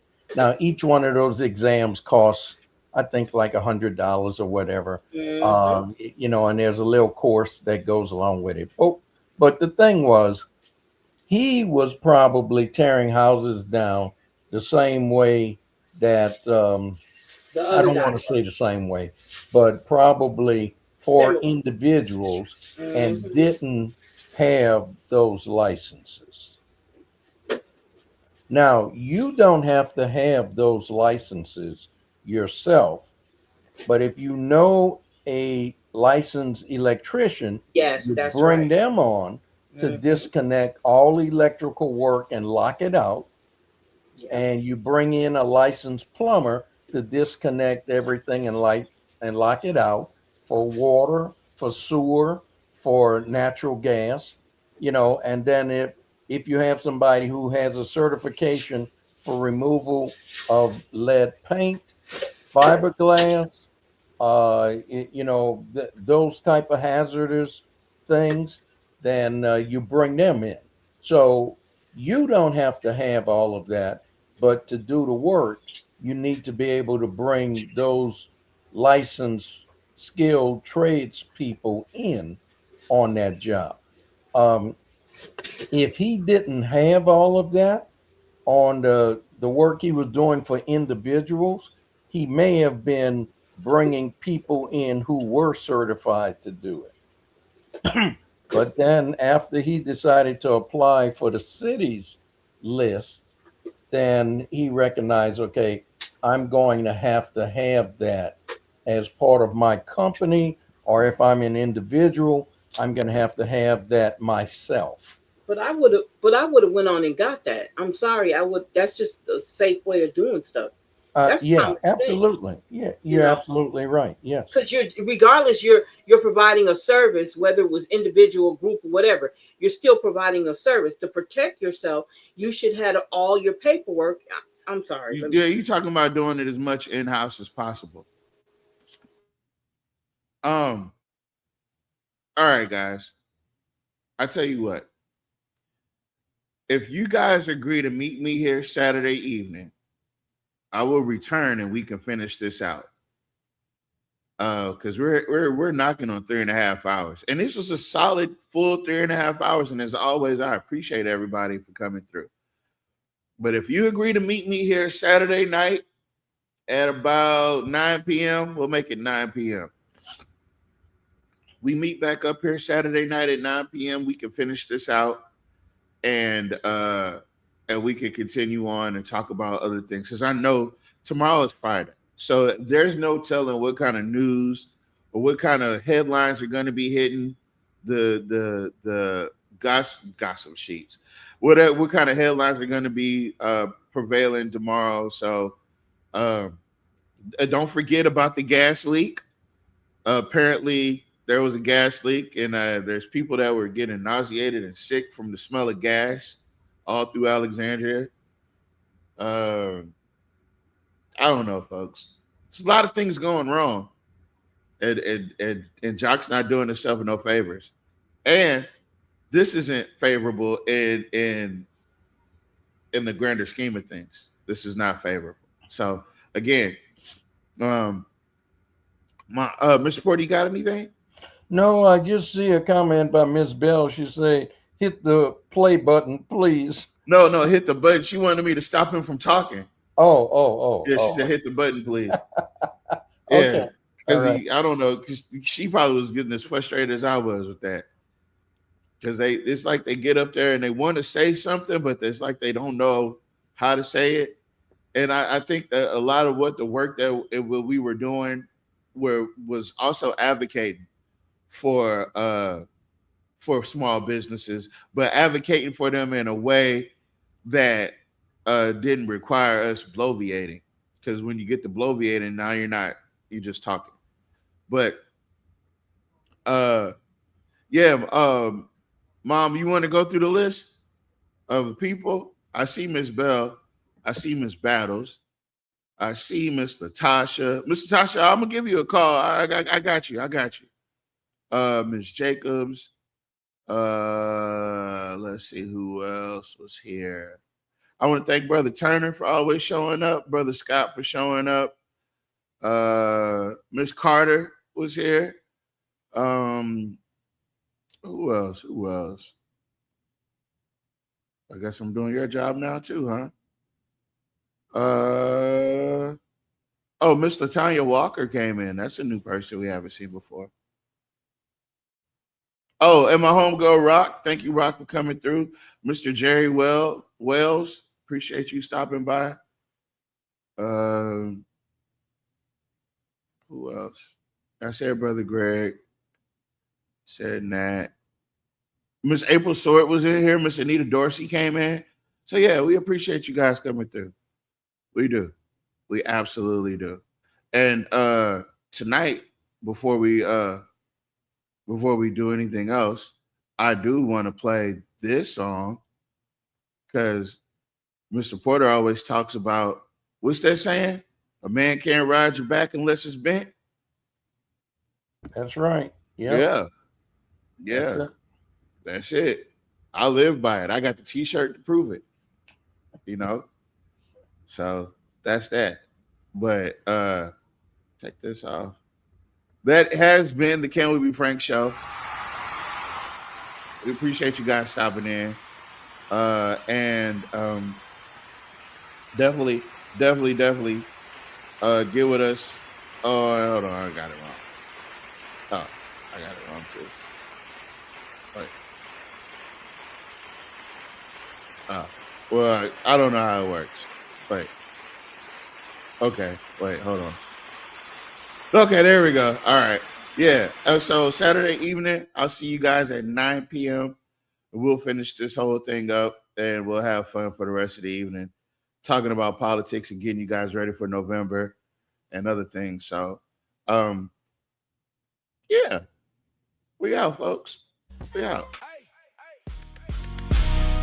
Alexandria, Louisiana. Stand up! Yeah. Hey! Stand up. Put your hands up. Whole city tired, man, they can't stand up. Crime going up, water look brown. Bills too high, got the whole town down. Stand up. Put your hands up. If you love your city, better man up. For the key, for the elders too. If nobody else care, then it's up to you. Taxation without representation. Trying to save the city before we save the nation. Every month another bill, another situation. People barely living tired of frustration. Like high rent, high to whole hood stress. What we supposed to do? Mama crying, daddy working overtime. Still can't win, man, this world out of line. But we ain't backing down. Tell the whole town gather round. If you hear me, say it loud. Stand up, put your hands up. Whole city tired, man, they can't stand up.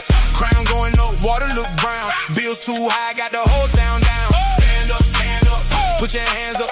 If you love your city, better man up.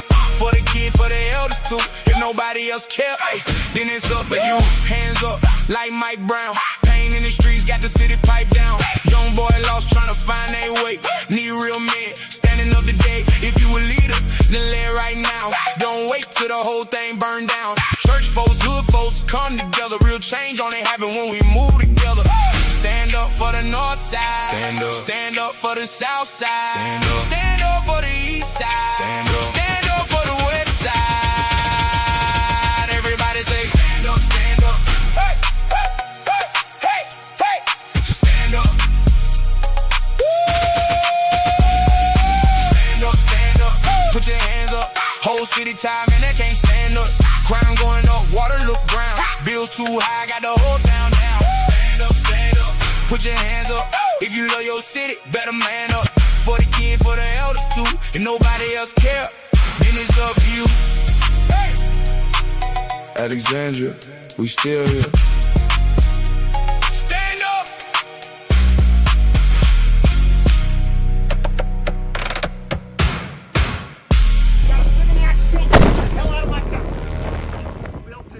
Caton, Colorado. You'll enjoy this one. A man uses a ladder to get on top of his truck. And while he's on there, he accidentally drops his ladder and it falls onto someone else's truck, damaging the truck. When the driver of that truck comes out to inspect the damages, the person on top of the truck asks for help with his ladder so he can get back down. But while asking, he decided to say some racist things towards the person he was asking for help. So he didn't get that help that he wanted. Watch. Man, you shouldn't even be in this damn country. You got a friggin' accent, Ukrainian or Russian, you shouldn't be in here. Get the hell out of my country. I mean, do you even have a legal driver's license?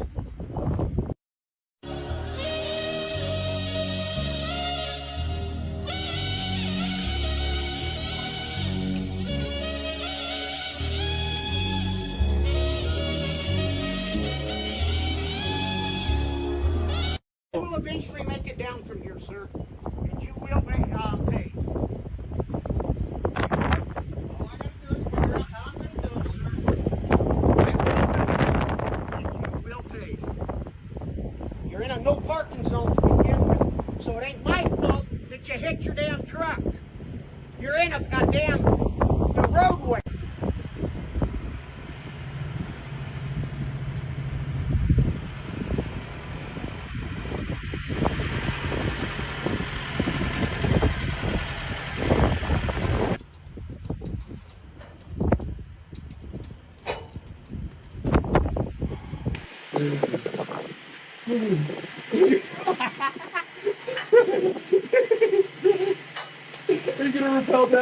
Yeah, this is obviously a great lesson in racism. You want to isolate yourself from other people just because they're different than you, fine, go ahead. But you're on your own. When you need to get down. Good morning, Saints. I'm happy everybody can make it to Sunday school, man. Ain't nobody mad but the devil player. Today we're going to be coming out of Matthew, the 9th chapter, the 29th verse, man. When everybody got the verse, let me say, ooh. You see, the game is to be sold, not told, player. But I'm going to give it to you for free so we can trick the adversary. You understand me? And it reads, player. Then touch he their eyes, saying, according to your faith, be it unto you. What I took from this verse, player, is that your faith is your perception, man. You can either save or sabotage you, player. Most importantly, let any man be persuaded by their own opinion.